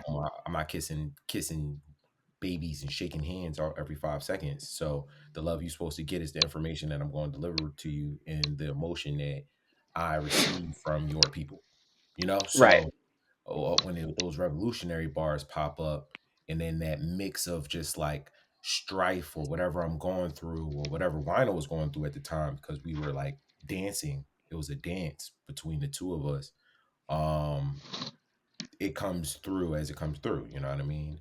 And I feel like manifestation is only going to be like rap was made for manifestation. This is things that you Mm. might not have it, but rap was made for you to manifest because through the spells of my ancestors and my forefathers, that's how we survived. So we can only survive through manifesting our freedom. We can only Yeah. survive through manifesting our success and our survival. So whatever I don't got, I got. And whatever I do say is true. So that's just how I feel. And I feel like Word. to accept that immediately is going to be hard when you hear like always been a fly nigga, ain't nothing staining me. And then you tell a nigga you posted where the demons and the motherfucking angels meet. Angels Like be. Yeah, you man. start telling people about it's just it's just like every bar is breakdownable. Like I could Yeah. tell you what the fuck I really meant. And you probably think some of them are like, okay, yeah, you really meant you was smacking nigga. Cause yeah, smacking nigga. But why? Yeah. Like, why would I smack a nigga? You know what I mean? Right. Like, what extreme did this person bring me to for me to feel as though I have to cause bodily harm? And it's that idea of Malcolm X versus Martin Luther King. Like, are you willing to fight or lay down and take it and just kumbaya your way through the shit? You feel me? So, Right. yeah. Yeah. And I mean, like I wanna get into how y'all started your relationship and like how that led to this. Actually, yeah. Before I get into like, I wanted to talk about that, the song titles, because like they all kind of tell a story, and some of them are long and some of them are short, and they make me smile. But I mean, like, of course, excuse me, like Matt, you're on Wine Off from Another Planet, so y'all have known each other for a little while. But like, when did y'all first connect, and what led you to this body of work y'all put out? Well, we connected first through my OG just kind of sending me a beat because the album didn't work out. The album didn't work out. I needed it to rap. He sent me Wino's beat before Loverman came, and Mm, Wino was busy. Wino was like busy. Like, y'all niggas think that Wino the busy ass nigga, bro. Like he busy as hell. So yeah. Wino was busy and then deals with like New Orleans shit too. Like so it's just like he was all over the place at the time, not in a bad way, but just in just like standing up. I got to do what I got to do shit, and I was all over the place just because I was all over the place, and it kind of it kind of meshed and made both things work out. Hold on one second. Yeah.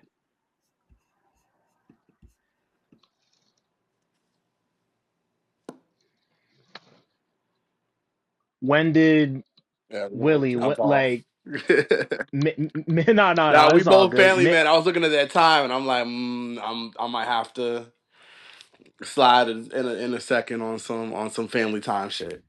Yeah, no, Um, I feel you. Yeah. You know, I'm so sorry we're going nah, as you're long as we good. You're are. good. We're having a good No, conversation. go We have to ahead. come Why not? back for part two. What was it like to rap on a Willie beat, and like what led y'all to make this project? So it was like rapping off of my origins. My origins are Flying Lotus, so I definitely felt that from him. And then he was getting challenged by Spec, so it was his it was my it was all Peace. right, bet. Yeah, so it was my love for the alternative rap, and it was his kind of evolving because he was changing and uh taking requests. That's the best way. Mm, During a hard time. So he was taking requests during a hard time and it was reflective. And then I was following requests. So it kind of was two different sessions, like we said before.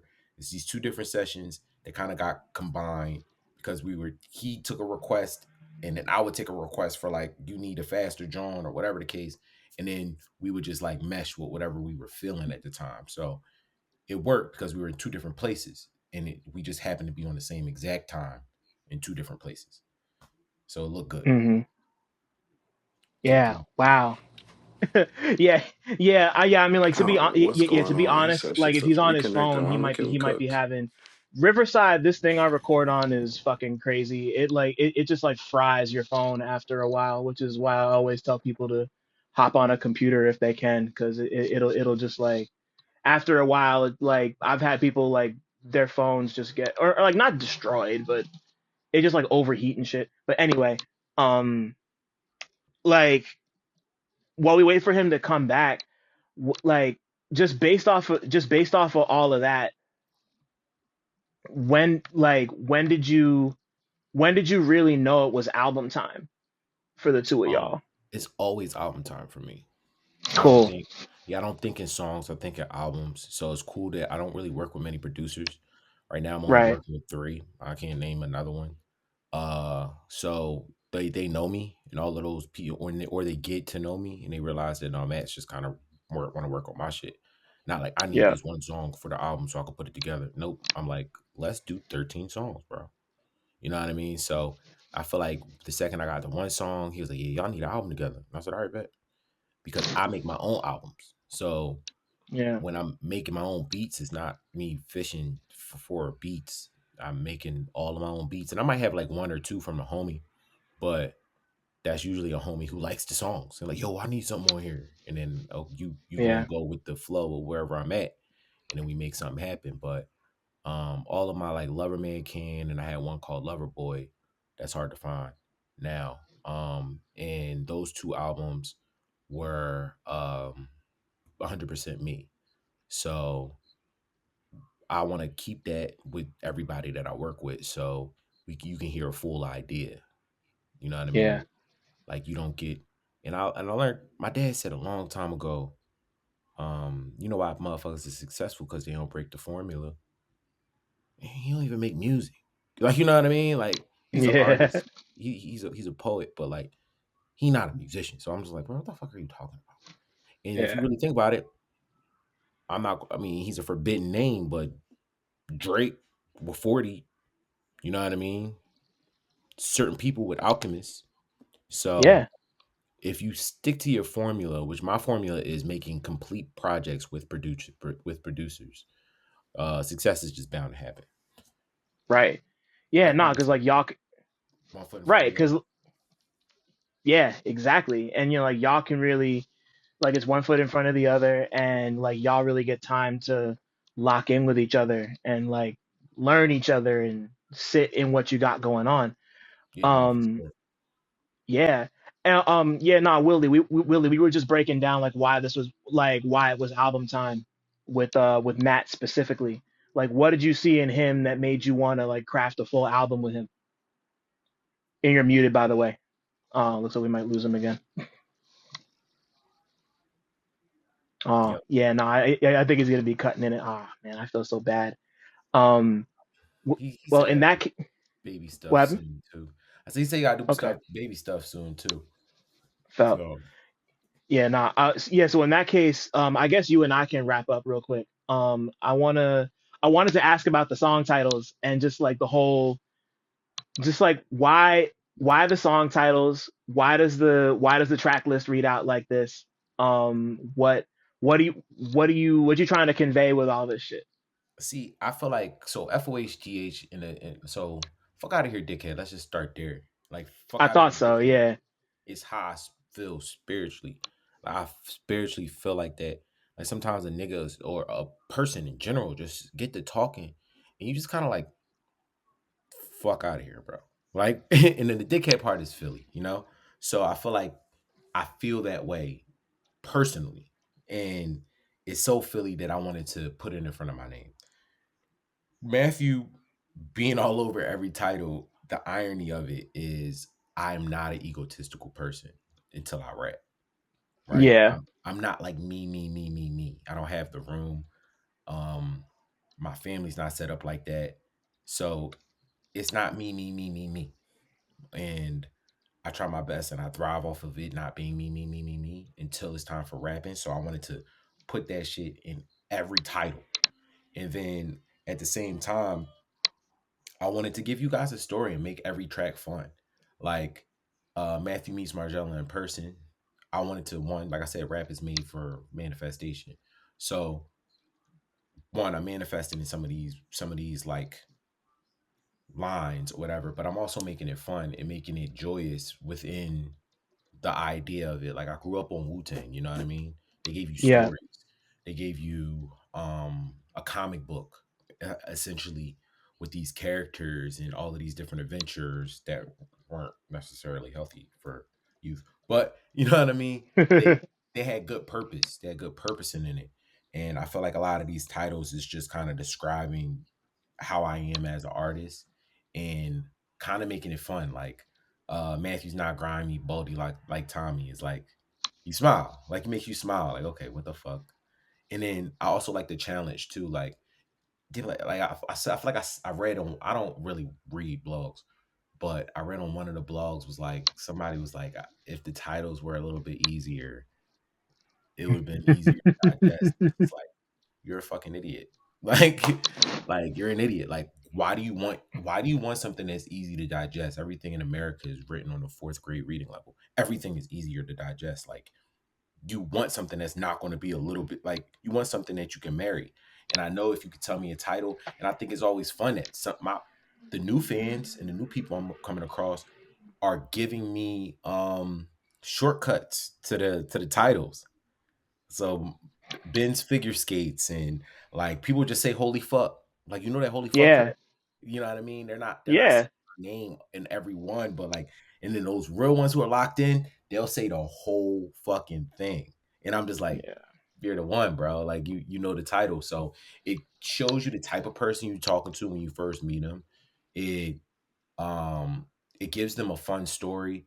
And it really was supposed to read like a story, but it this is pulled from two batches of songs. So mm, same idea, same moment, same person, same people, but two different years of song making. So the first one read straight like a story, you know, and then we added the other songs, and the story got a little bit thrown around. And names got changed up to best fit it.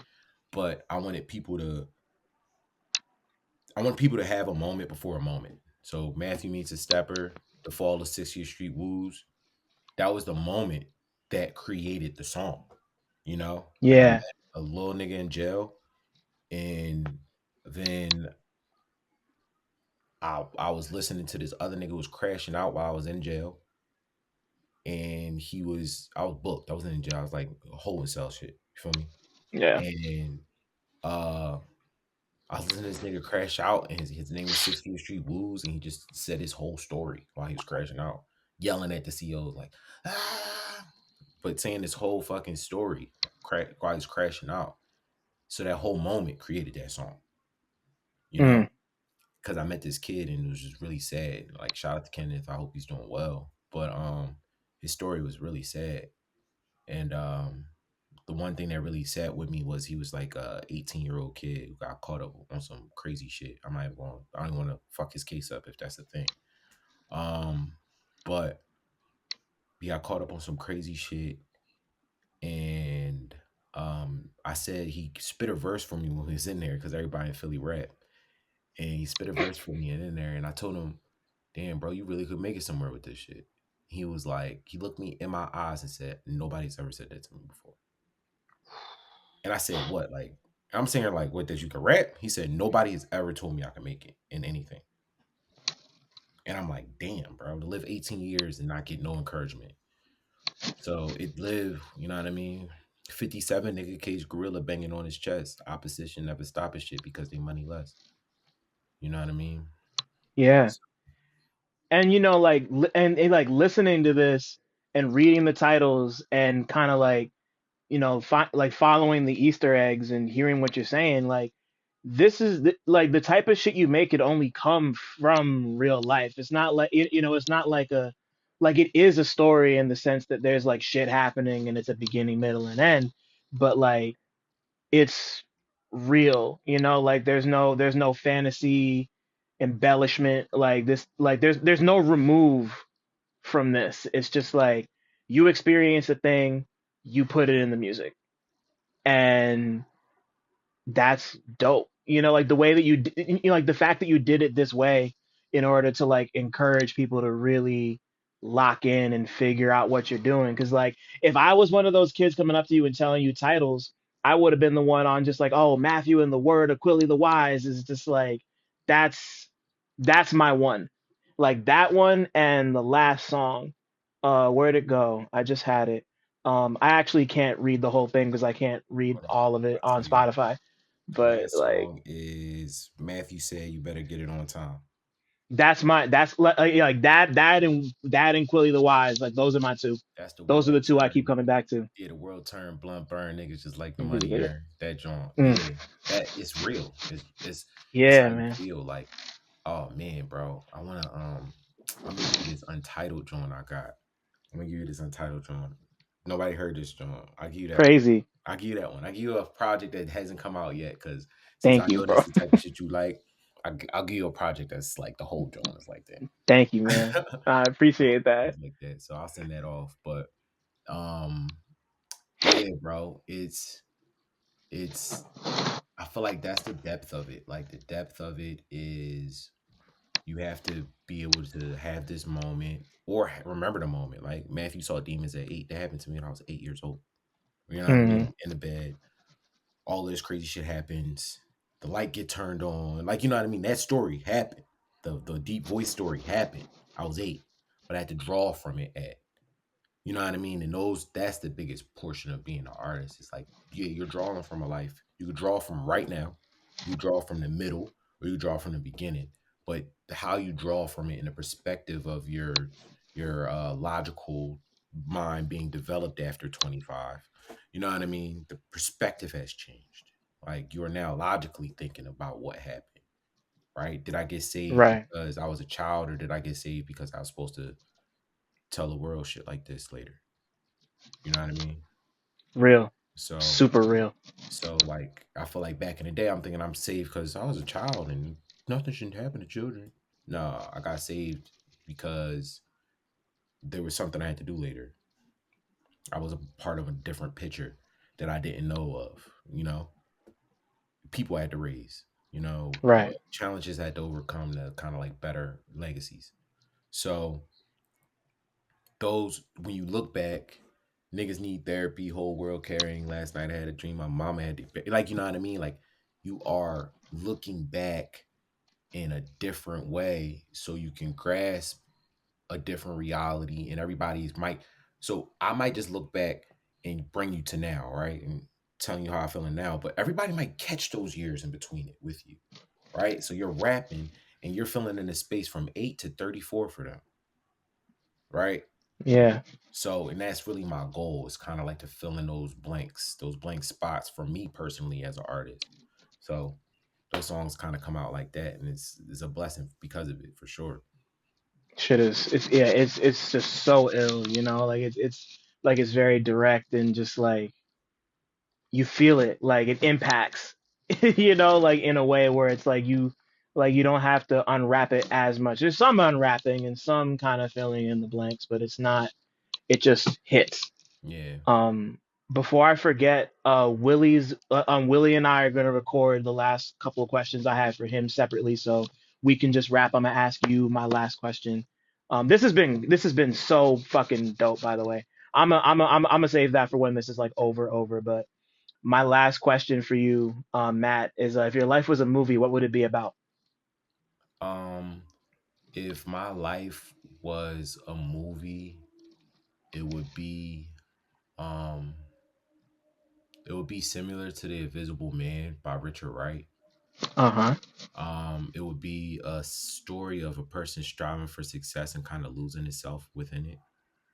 Um, and I think it would just, I don't know if it would be, I don't know if I want my story to end.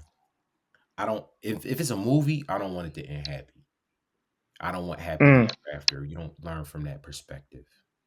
Um, I think happily ever after is the objective, right? You live life, you die. You die because you die smiling because you accomplished everything. Manifestation wise, I want my life to be that way. I don't want to die a tragic death, and I don't want to die without accomplishing the things I wanted to accomplish. But if for my movie purposes, we would have to rewrite the ending, and I would want it to be a lesson at the end on the beginning and the end of kind of like a modern day black man and the DNA tragedies that I still hold and kind of fight through each realm. yeah. I was a gangster because my grandfather was a gangster, not because I wanted to be. You know what I mean? There's Yeah. DNA trauma that I have that taught me and I became the person that I am, the intellectual that I am, because of me fighting against my own trauma in my DNA. But I feel like it would be kind of like mirroring the DNA trauma that we have. Like, we're all like, I am of slaves. My father learned how to cook from a slave. You know what I mean? My 75-year-old father learned how to cook from a freed slave. So I am I am America. So Yeah. it'll be something kind of like America X, but the black version, like not the skinhead version, the version of Right. the person running from the skinhead. You know what I Right. mean? That, Yeah. Yeah. yeah, Yeah, not yeah, no, no, no, nobody's gonna be biting the curb, getting curb stomped yeah, nah, like they were in American History X. yeah, That shit is America's crazy. is crazy. You know, Wild movie. yeah, for sure. But I love that answer. I think that like and like especially like as black people, like that lineage and understanding where it all fits is important and stuff we think about all the time, even when we don't realize we're thinking about it. It's just kind of it's there, it's inherent. Like you said, you said it a bunch. It's in our DNA. We can't really help it. Um, but man, this was fucking crazy. This was such a wide ranging, eye opening, just fun. Yeah, thank you. Like since I'm pretty new here, like thank you for like the way you like, I don't know, just like you doing what you do at this specific moment in this specific way with this specific label. It made me happy as somebody who has been gravitating toward this forever. So like thank you for doing you and for having a solid head. Yeah, Like no, I appreciate it, man. I'm thankful. I'm thankful for being here in this moment now. You know what I mean? yeah. Like I said, bro, I almost quit. Niggas ain't almost get this shit, bro. You Right, know, man.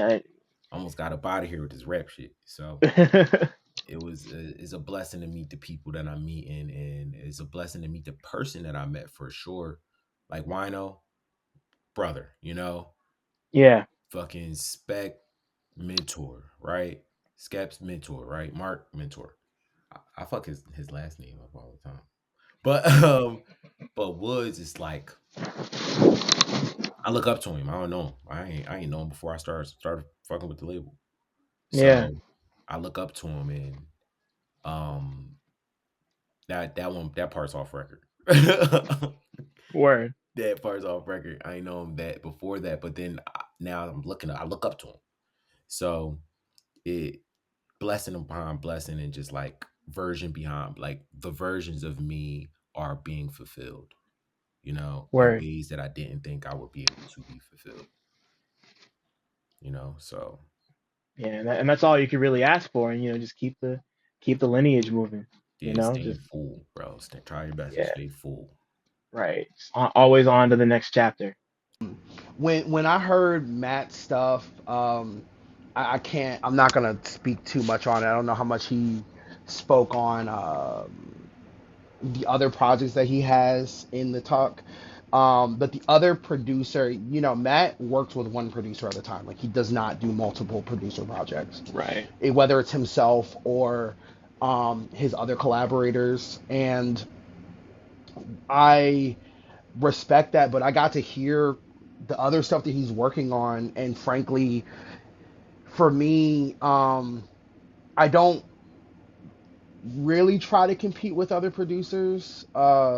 But I'm not gonna lie and say that I don't hear beats and say, oh, like, I want to make something that is either complimentary or will make me feel a certain way, or the other artists that I'm working with feel a certain way, or say, oh, this beat is crazy.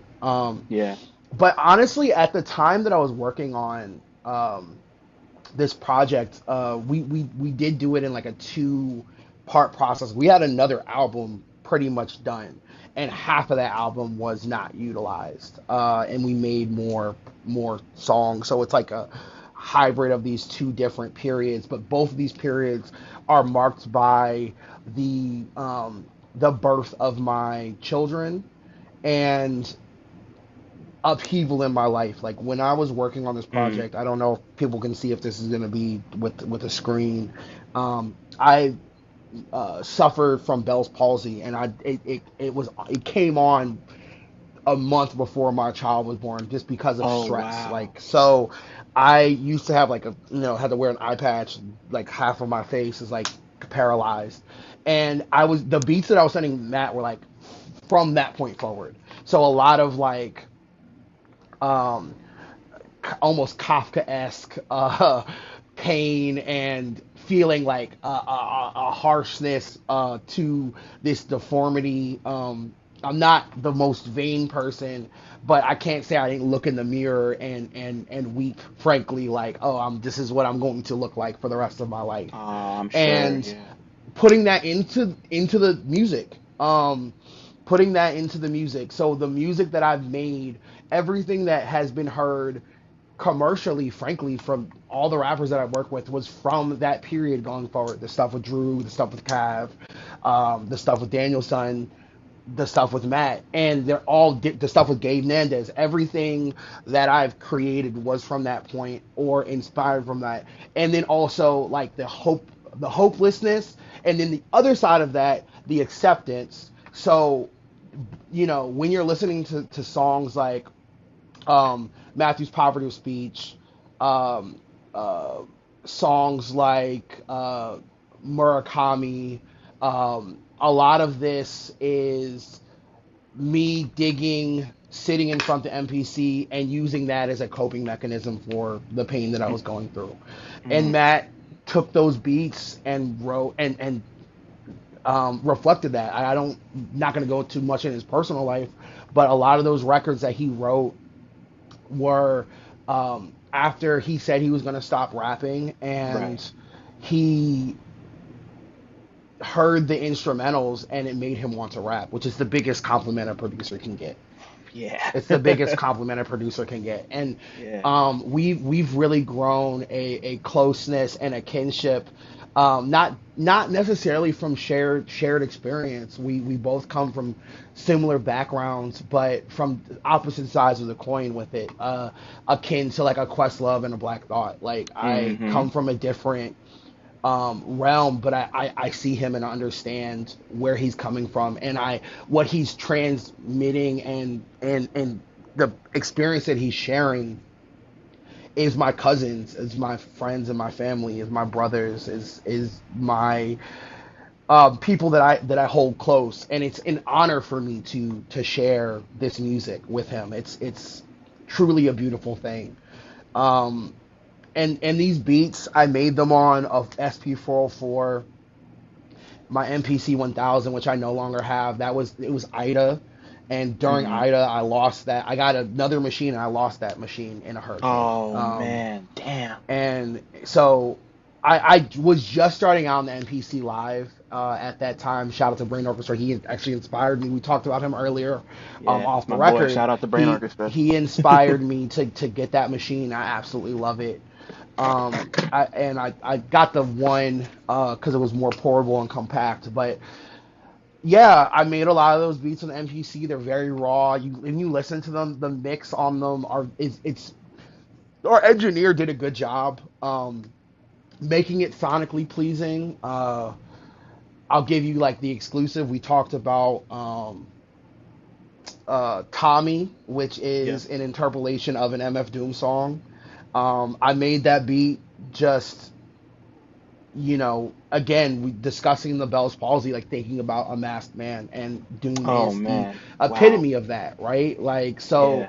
a lot of these beats you're hearing are that rawness and emotion being transmitted into the music. So when we're performing live, we do some stuff from the project, but a lot of the stuff that we do is stuff that isn't on the vinyl, frankly. Like we have like a kind of like a two-sided approach because both of us, like, a lot of that music is frankly too painful for us to perform. I'm sure. Yeah. So That shit is real. yeah, you're not gonna ask, I'm sure, like, what there's songs that Woods does not perform, and Yeah. understandably so, right?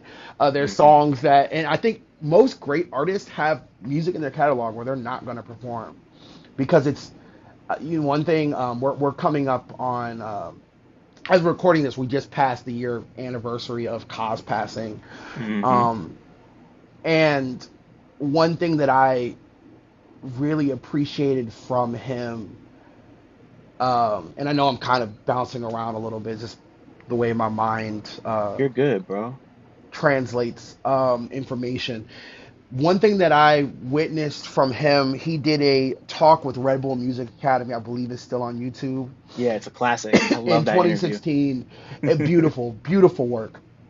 He discussed not doing shows because the music that he makes is not meant for that. Matt and I both love performing. Woods gave us the platform. We've been joining him on this Gollywog tour, and giving us the platform to perform this music live. And there's half of the record's great for us to perform. Other half of the record is um, us expressing ourselves in ways that is for the listener to sit with and to take with Hmm. them in their life and to examine and to feel. And I'm really honored. Like, I think a lot of folks, when they examine this record, I mean, their first listen may uh, listen to Matt's rhyming and think, oh, this is street rap. Like, this is, I think you used the term lifestyle rap, and it is.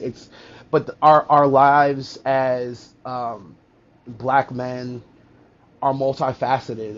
It's not just um, hyper intellectualist, rap, Right. or Yeah, yeah, street yeah. rap. It's everything. Matt, the thing that I love about Matt is arguably why he's one of, if not my favorite rapper to work with, is he easily weaves together street tales and African spiritualism in the same bar, Right. right? Like, The way he opens up Highway Motor is my daughter speaking about a batala. Like, it's literally how he opens the bar up, and he's Yeah, yeah, talking yeah, about, yeah.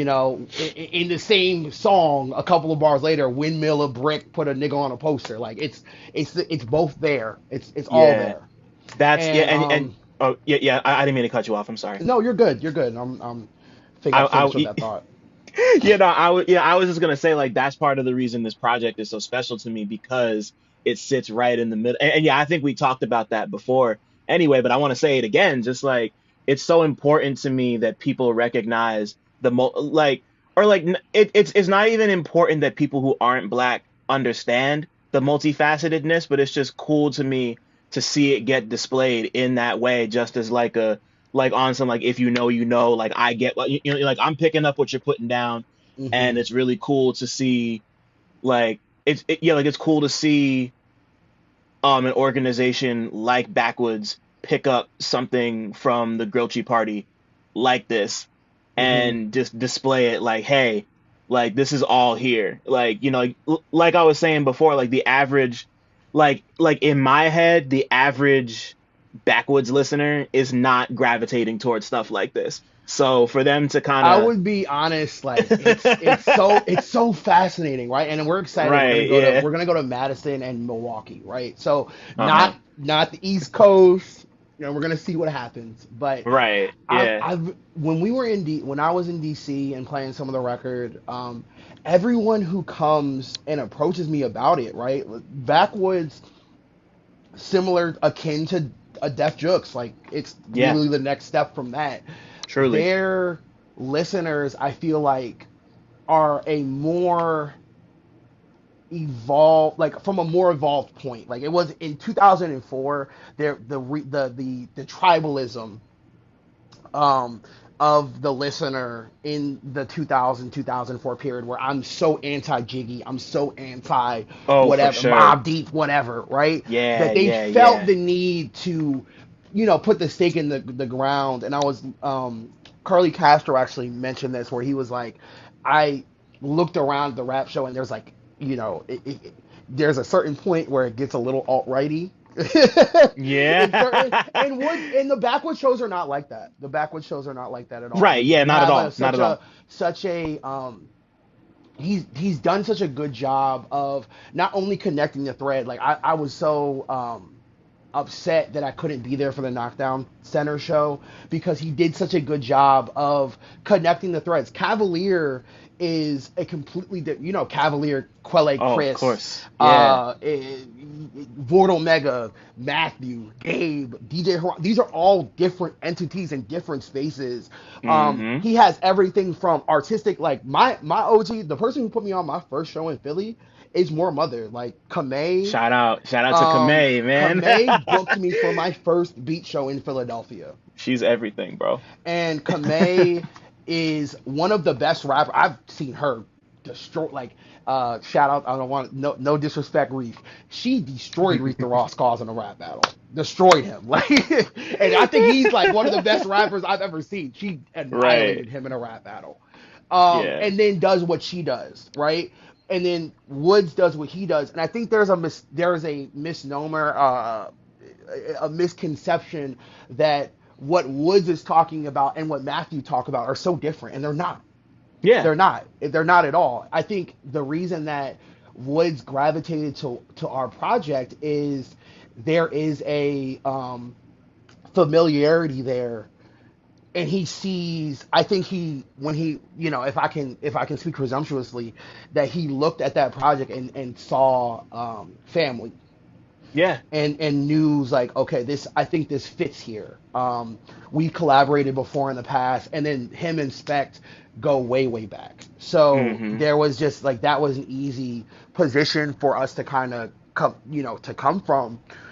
But once we got there, I feel that the fan base has been so accepting for us, and once they've listened to it and dive into that project, that the the music speaks for itself, and the yeah support has been so organic. Like when I was sending it out to people, Matt, like he's such a an enigmatic figure that people are like, oh, who is this? I don't, you have to know what something is, and I feel like it's a very special project because this is the almost like a debut, Yeah. really for him, and for me in this process of like, okay, Wino Willy is with somebody, so my name recognition for certain people, like, oh, I'm gonna check this out because I know the beats are gonna be whatever, but also for him, I feel that we carry each other on this project and support each other. Where I gave him some stuff that's like kind of out there for me. Like I think about Mm-hmm. We Love Drug Empires. It's like 50 beats per minute, Yeah, man. chopped and screwed. Damn, and I was like, I sent that to him like as like a I was like, again, this is pain. Like, here you go. This is this grinding, painful thing. And he turned it Yeah, into this man. almost happy song. um, so I'm grateful to Backwoodz. I'm grateful to everyone who's connecting with us through this music and through this work. And we're not going to make everyone wait years for a follow up. Like, when we're together, on the road experiencing it, and it's really giving us a moment to reminisce on where we were in our lives when we created it, and are looking forward to sharing more, because we have a vault of songs from that era, but we also have other things that are in the process that we're like, okay, maybe it will be time for this soon once we service this record. Yeah, for sure. Yeah, and yeah, like and yeah, like I wanna emphasize again that like like this all the stuff you're talking about, like the stuff that makes this record like interesting and special is a lot of the same stuff that makes like the average Woods record interesting and special. Like like I started picking up on like like all of y'all like all of y'all really do sit at this intersection that I think, like you said, it's really dope to see a lot of people pick up on the fact that like this is all just like regular shit, Hmm. like at the end of the day. And like and yeah, like I wanted to focus on your production process a tiny bit because you Yeah. mentioned the SP and I got mine right here. Yeah. I've been playing with this thing for probably about 2 3 months now. It's fucking awesome. I love it. But I know like you post a lot of videos and like you had already mentioned that you'd lost one of your drum machines to Ida, but I know your setup right now is the 404 and an MPC-1. Hmm. So like talk to Hmm. me I also about. got a shout out to my homie Brainweight. He gave me a what's that? The Digitact. And I love Mhm. it just for like making stuff. I'm from the DiBiase school, like where if I can Shout figure it out. out, I'm gonna try to make a beat on it. I've made a beat on anything you can think of, with the exception of like an ASR 10. Right. Um, I For me, I just find that the convenience of the MPC-1 and the 404 allows for me the freedom in my lifestyle. Like I'm a dad's dad, so I'm with my kids pretty much whenever I have the chance to be around them, and I need something that's portable in my life. I Yeah. can't afford to have a space that's just for me. Like if I turn the camera around, you see I have this little table with some speakers, like bookshelf speakers on it. And if you look, you see me in videos with my kids. That's not, I'm Uh-huh. not sitting there setting up the camera and getting the kids. It's because I'm chopping something up, and I make those videos because I came up in the Gods Connect era. Yeah. Shout out to I God's Connect, by the way. Yeah, I Yeah. came up in Yeah. the Gods Connect era, and I just like, my brother was a film student and is a filmmaker. So he got me hip on like Adobe Premiere, and I just fell in love with it. Like, I don't look at it. I know some people look at it like, oh, it's content creation, whatever they feel about it. But for me, it's another form of expression. My Yeah. my process when it comes to creating is, I'll I wake up really early in the morning or sometimes it'll be late in the evening. I feel that music for me is me at my most divine. I do not have the ability to create life without my partner, but I do have the creative ability to create sound waves with the music that I put together. Word. Um, I'm in my spiritual practice. It is how I communicate with the beyond and the infinite, and I wait for those experiences and those feelings to hit me.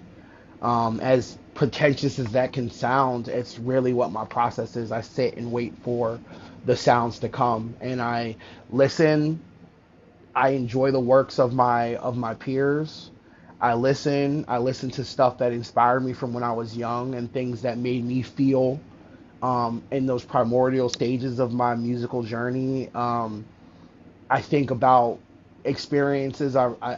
One of my favorite memories is when I had to be 2 years old. My dad riding around listening to "We Got the Jazz" by a Tribe Called Quest, and I just remember that bass line and that drum shuffle with the brushes, and I can Hmm. see light coming through the windows in the car and hearing it, and when the drum break comes in, how that makes me feel. And every time that I make a beat, I'm chasing those feelings.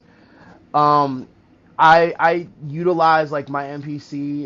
It's a very, simple process. I go and look for records, chop something up. I uh it's obviously like a Mad Lib Dilla acolyte, where I try to use parts from different portions of the record.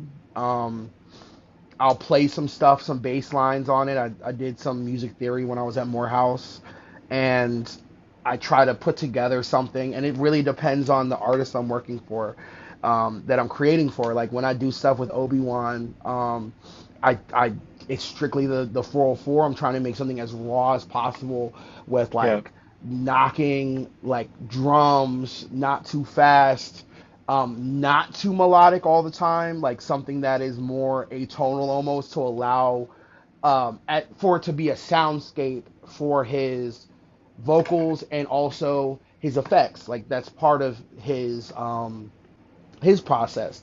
I'm working. I'll give y'all an exclusive. I'm finishing up a project with Dose One. Let's um, go. Shout out the homie. and my homie Zet Rock is doing like sound design for it. Agent X did some sound design for it, and it's pretty much 100% original.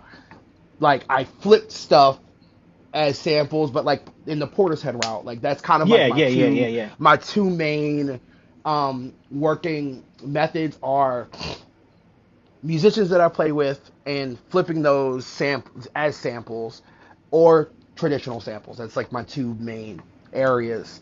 And any project that you hear is a combination of that. Okay, Wino played some chords, added some bass line, then threw it into the 404, processed it, and then chopped it up. Or I got a really great record, and I either do I do some drums, or sometimes like you look at Raheem Supreme project, pretty much all that is just chops. That's all me just Hmm. chopping some stuff up, putting like Yeah. a kick drum here and there, and leaving it sparse and just being really colorful. And it. I do have a Patreon. I'll plug myself. I have a Patreon. Please, I yeah. do I'll plug some you too. Fuck it. I Like, do some, I'll do classes here and there, because for me, that's how I learned. I had people that held my hand in certain points. I'm not from the generation where people were ripping up the manual and scrubbing out things and not hmm. letting you see the record. I come from a generation where it was myself and other producers, like a really funny through line thread is myself, Rex Mason, and Flamingosis. I think is how to say my guy's name, Aaron. All are on the same like lo-fi record label in like 2010.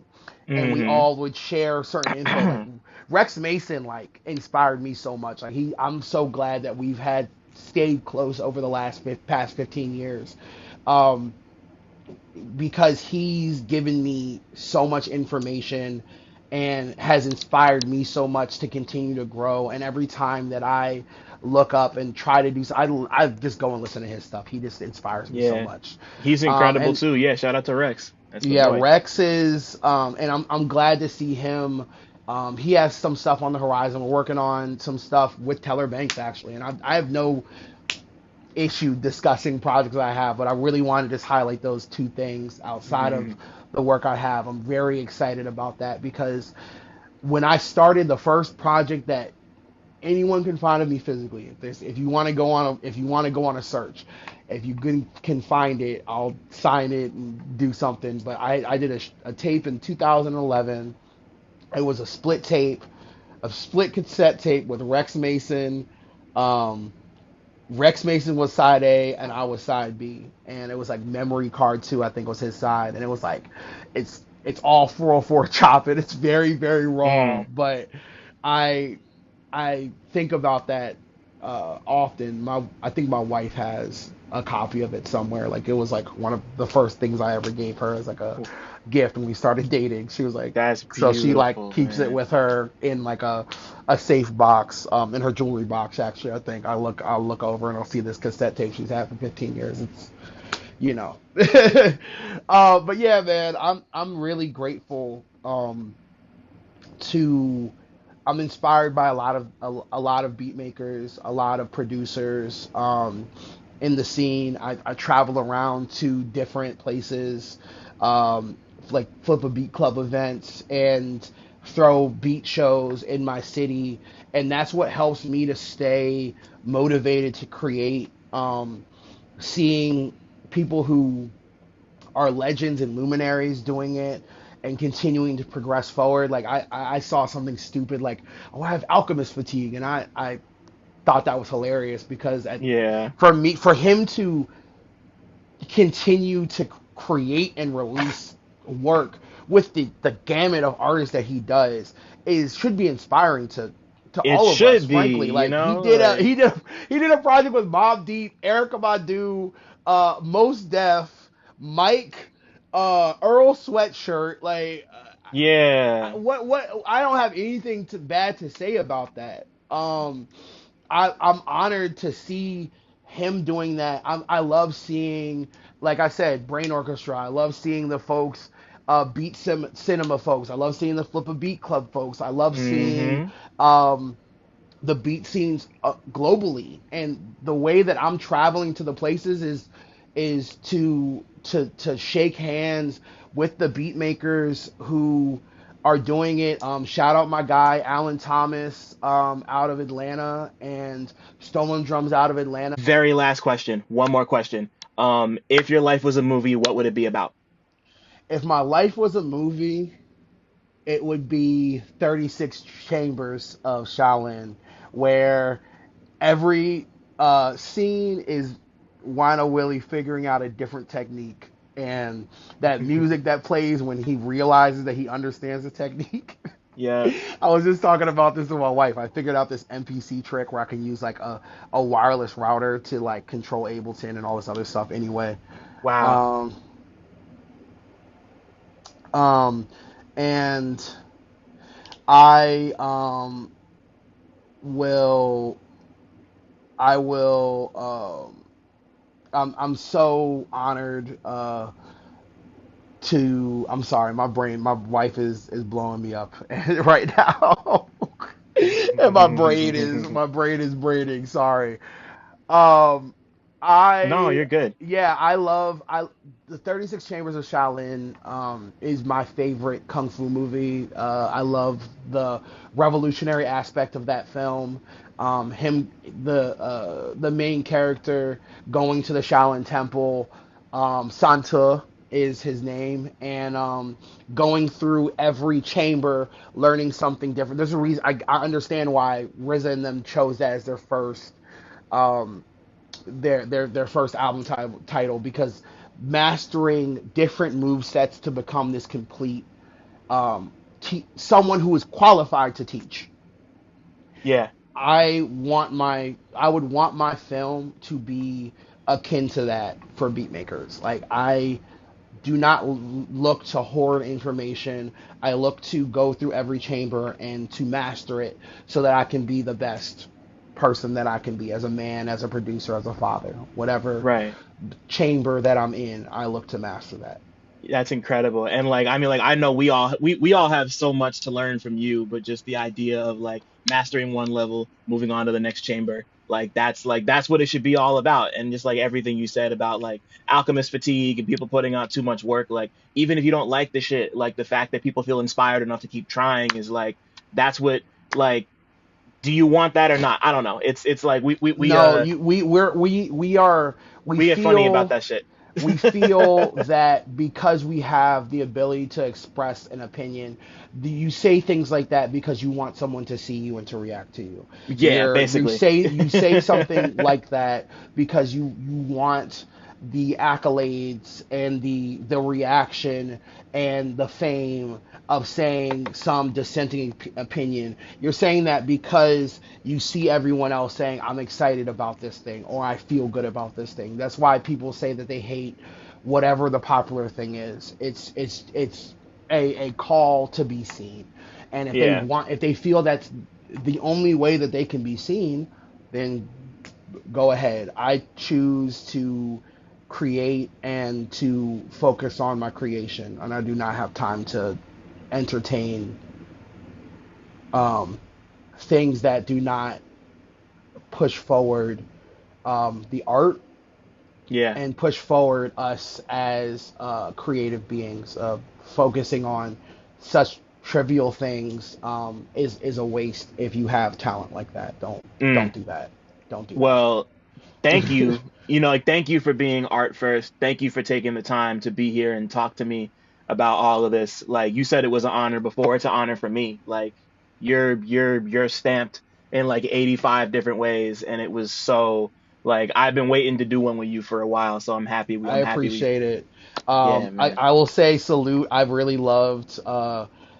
Man, Teller Banks, I'm gonna give him like my final shout out. The way that he connected with my guys from Philly, Phil Spector, Killer Kane, Ayashi, Q-No Rap Name, to create that project, like after the project that we came, and again, Teller Banks and the Matthew project I was working on at the same time. Like those are like the first two, and Teller Banks just came out. Also, Black Man is amazing. I have to say that, by the way. Like I got stuck on that. Like after, sorry, I just had to say that. No, it's a great. Thank you. It's a great project. I love that project. I'm excited. We're releasing the instrumentals for that.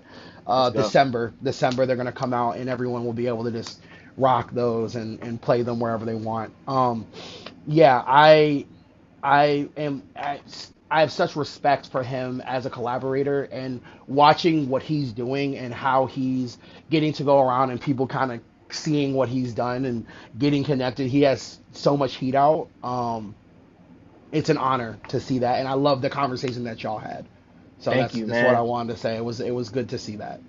That meant a lot, because like it was like that convo was just so dense, and like just getting that peek into his process, and I don't know, like he's really a wizard when it comes to the way he puts a world together, and like clearly you are too. So the two of y'all come into like considering how punchy Black Man is, but like how much, I don't know, like that, like the fact that y'all managed to stuff so much into that project and have it be as short as it is really dope to me. I'm always really impressed by that. So yeah, shout out to Teller for sure. Thanks for listening. Shout out to y'all for making it this far. And shout out to all the Black people listening too, because y'all really impeccable. Don't forget to like, subscribe, and tell a friend to come through next time. 1.